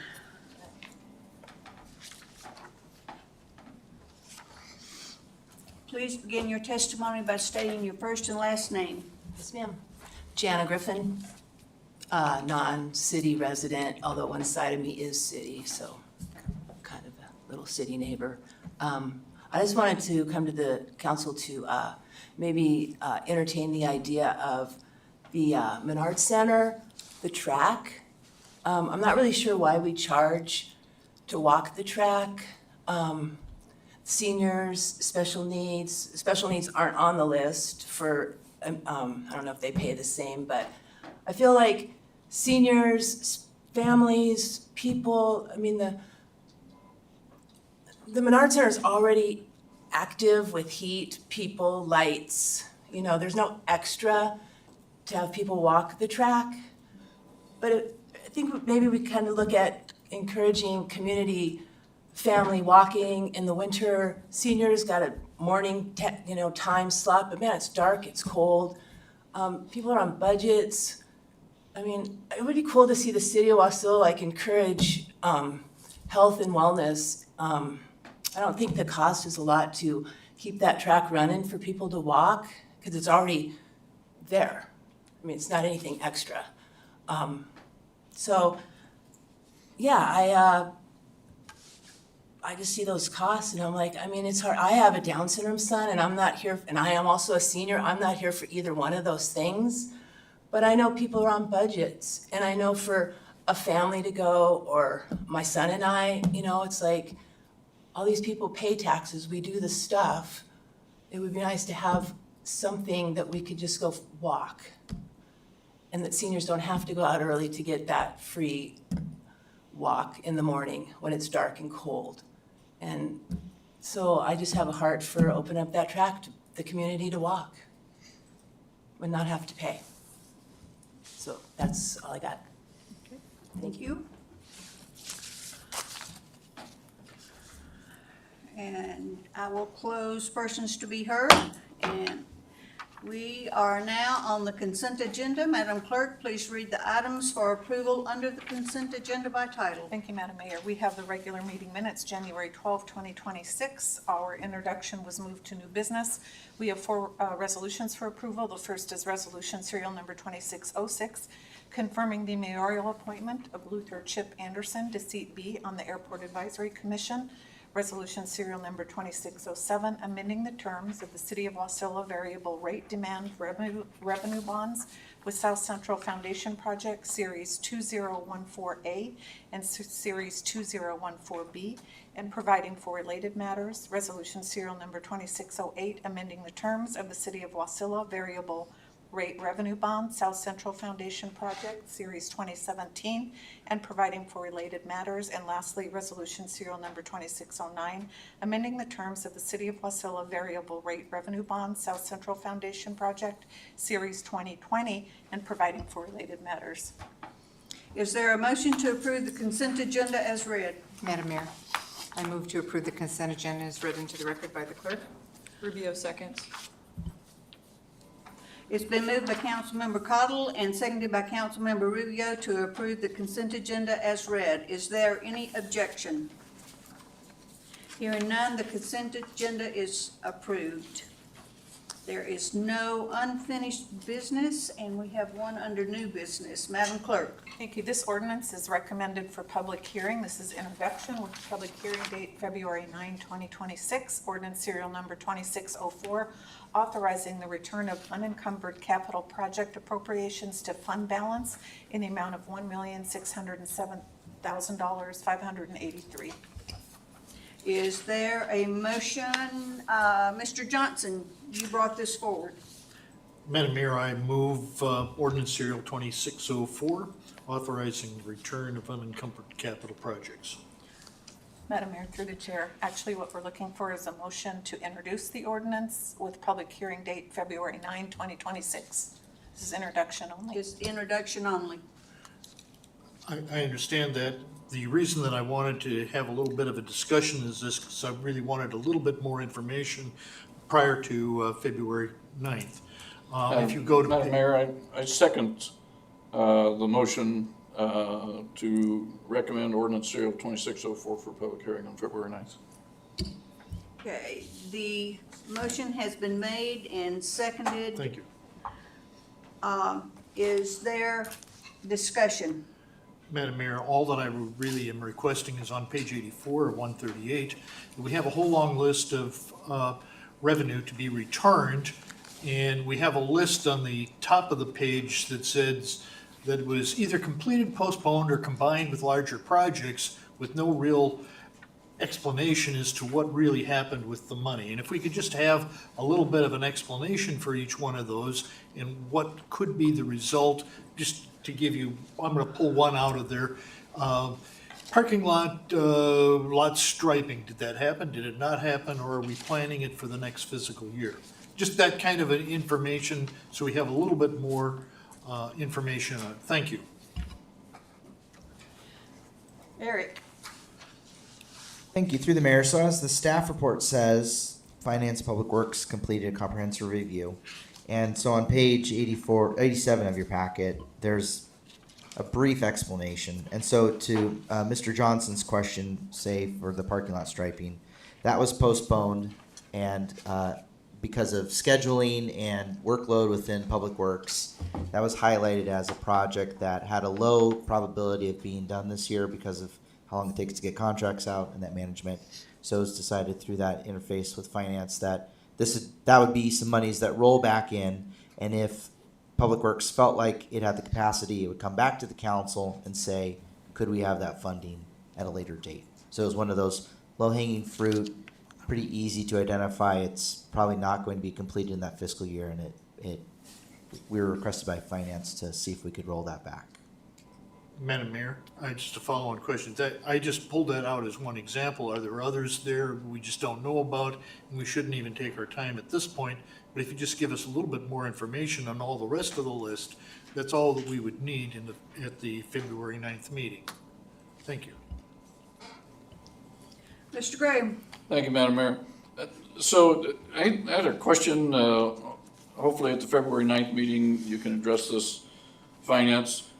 Where does this money go? If we appropriated money for a capital improvement project, and you don't need to answer this today, but if we appropriated money for a capital improvement project, for instance, the ice surface covering and sound system at the Menard Center, we appropriated money as a capital improvement to that, and then the staff summary is a little bit weak on where that money goes. It says it just goes back into their fund. So does this go back into, it says it goes back into the Menard Center fund, but it was never there to begin with because it was separately appropriated through a capital improvement project. So does it come back to the general fund, or does it go into, and I hate using the word slush fund for the Menard Center, but does it go into a general fund for the Menard Center? That would be handy to know. Mr. Ted. Through the mayor to, oops, okay, I'm on.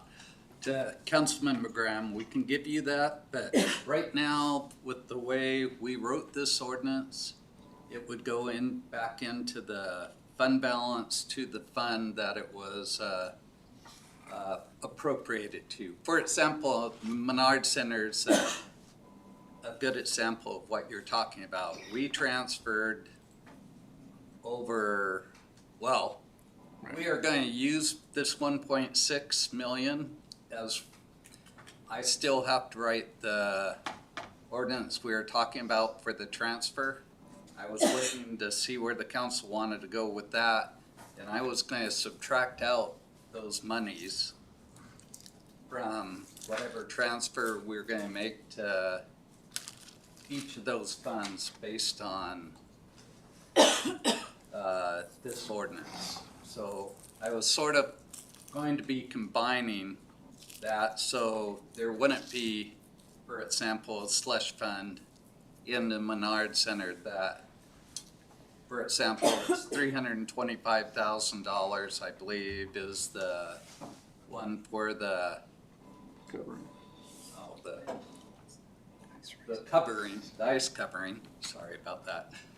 And we would come back then to, as part of our priorities in the FY27 CIPs, to ask the council for monies. So in a way, it does go back to the general fund in the fact that we're going to be reducing those those transfers that were put in the original budget.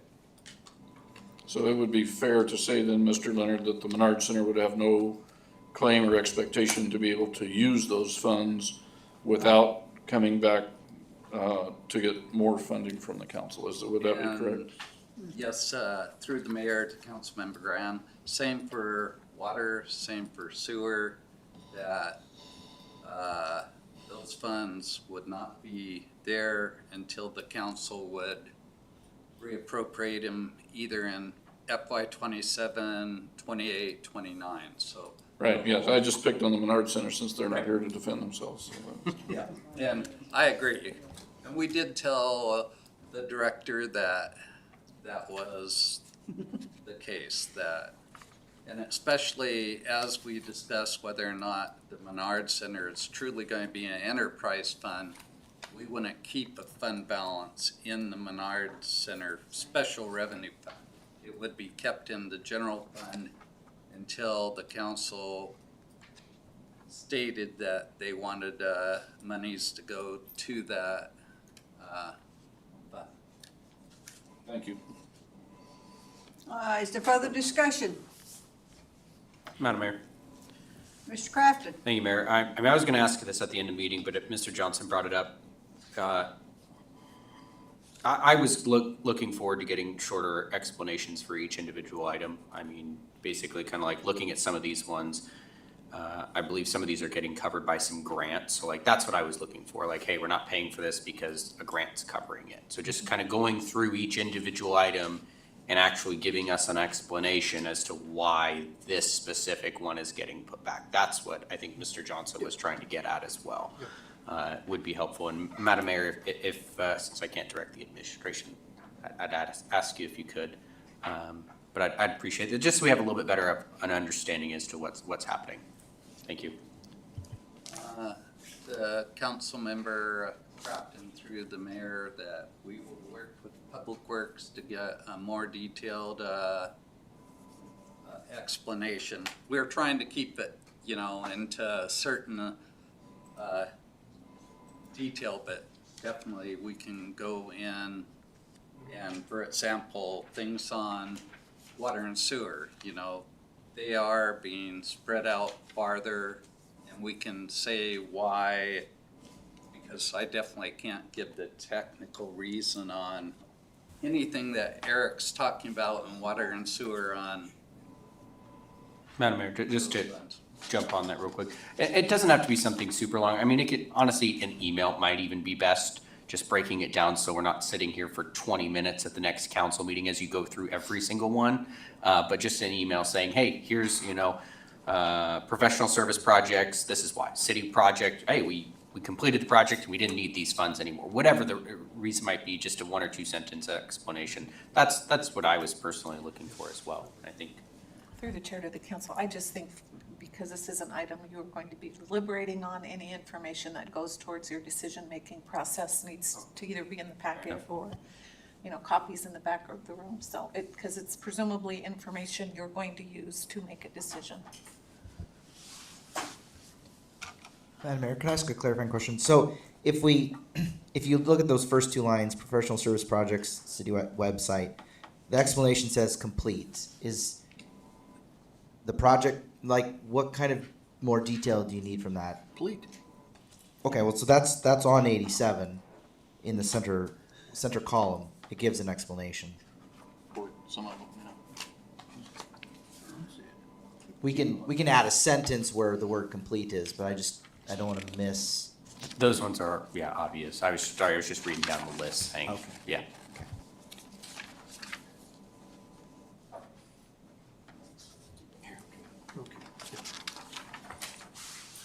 So let me reiterate, if the explanation says complete, then you don't need an explanation.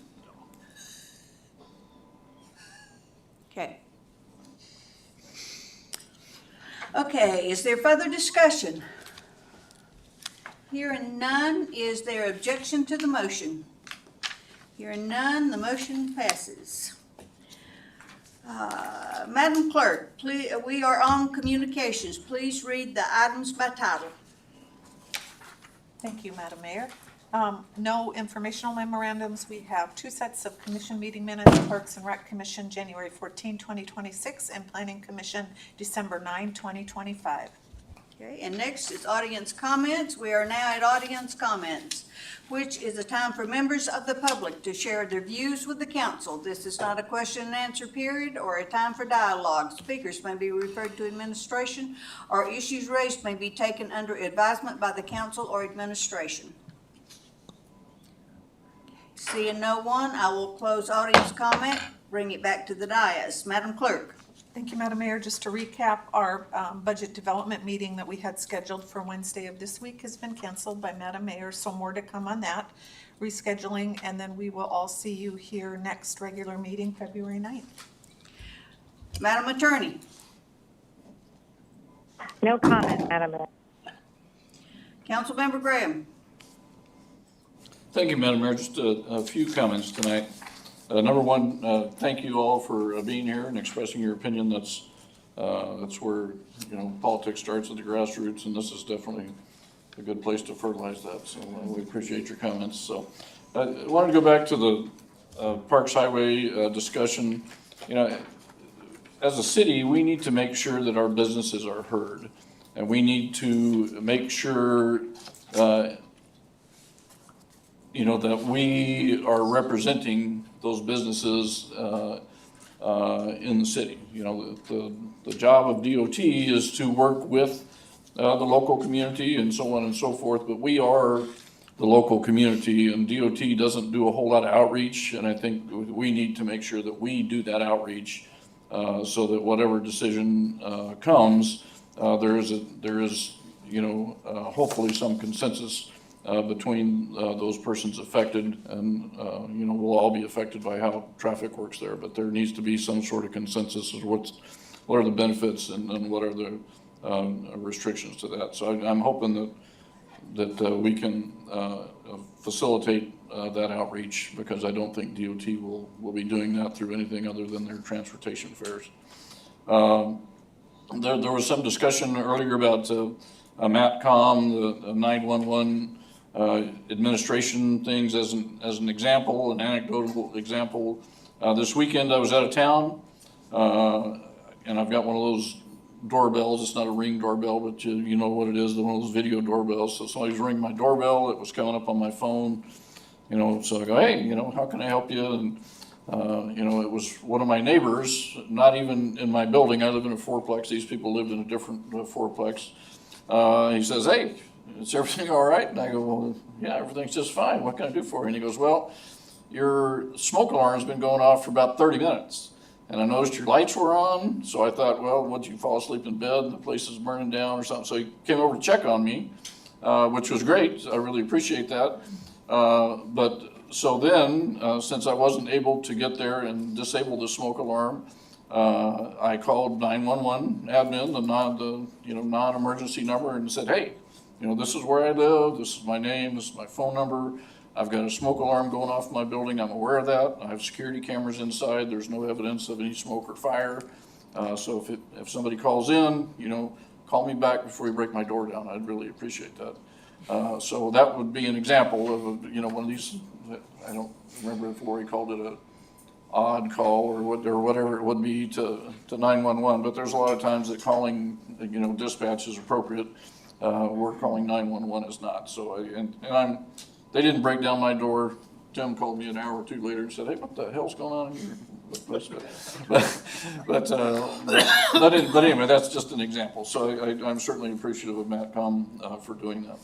And on the Parks and Recreation Committee or Commission minutes, I know we've changed recently how often they meet. It'd be nice on the minutes if we had, down at the bottom it said, the next meeting is whenever. Our clerk is real good about telling everybody when our next city council meeting is. It'd be nice if the minutes from other commissions or agencies or whatever had that information on there as well.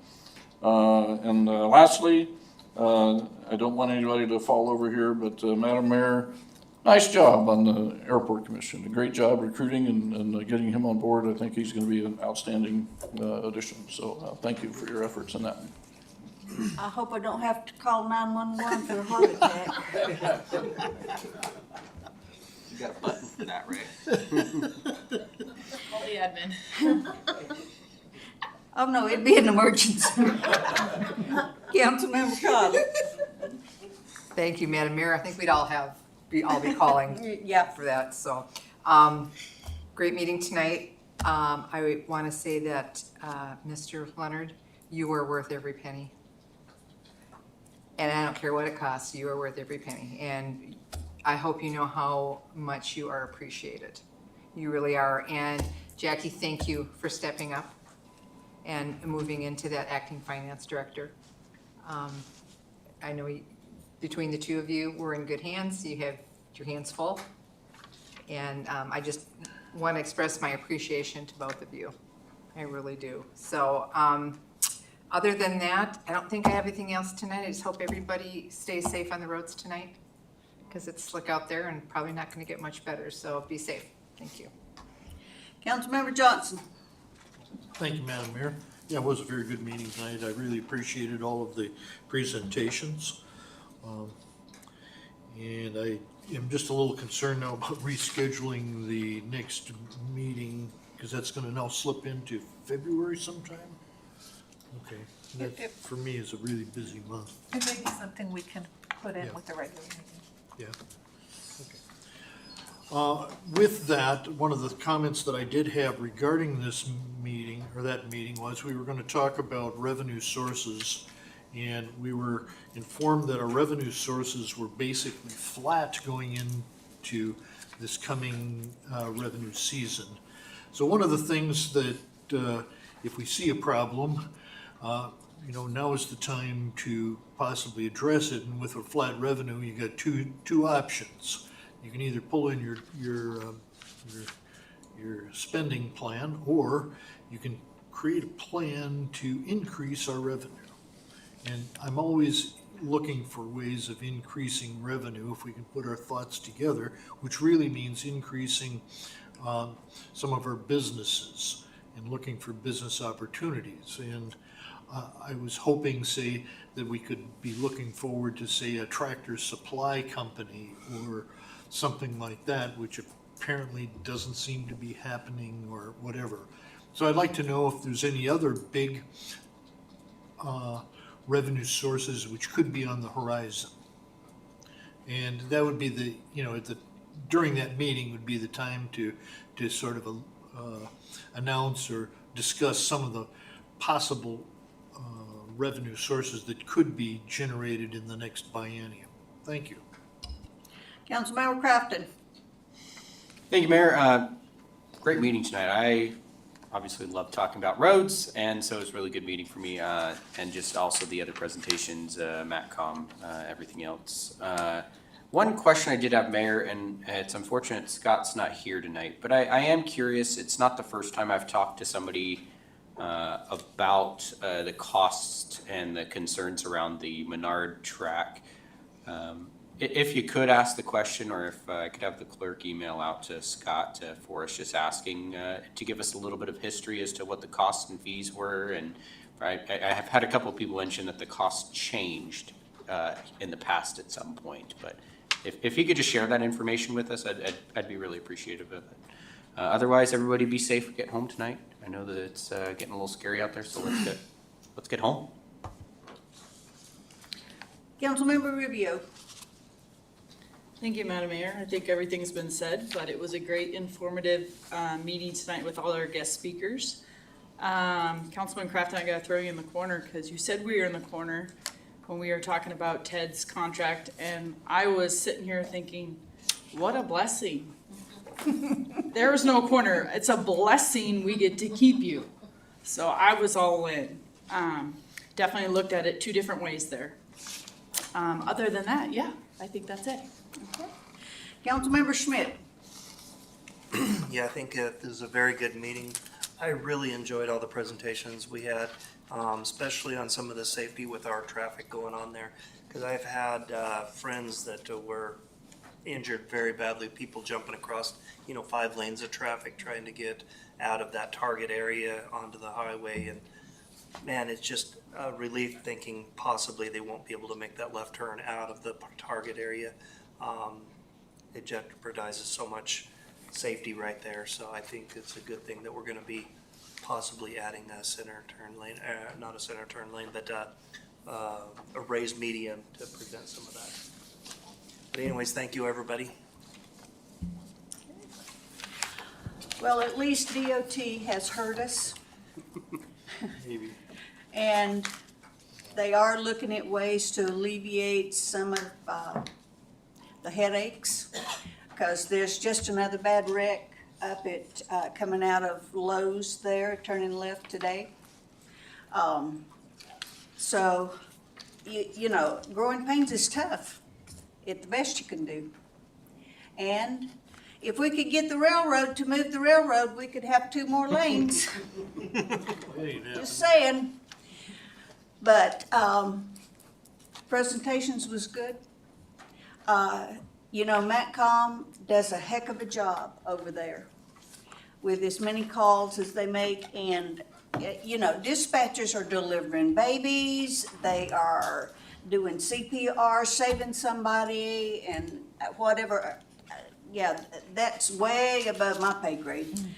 So I appreciate all of the call takers and the dispatchers that we have over there. And unless that bill that Lori was talking about, unless it passes, right now, our dispatchers and call takers are considered clerks. So therefore, any first responder thing, it does not apply to them because they're clerks. I wouldn't want to be a clerk in their position. So anytime that you can support that, by all means, please do, because they need to be, they are the first responders. They're the first line of defense on any emergency. So anyway, thank you all for coming. It was a very good meeting. And Ted, nobody appreciates you any more than I do.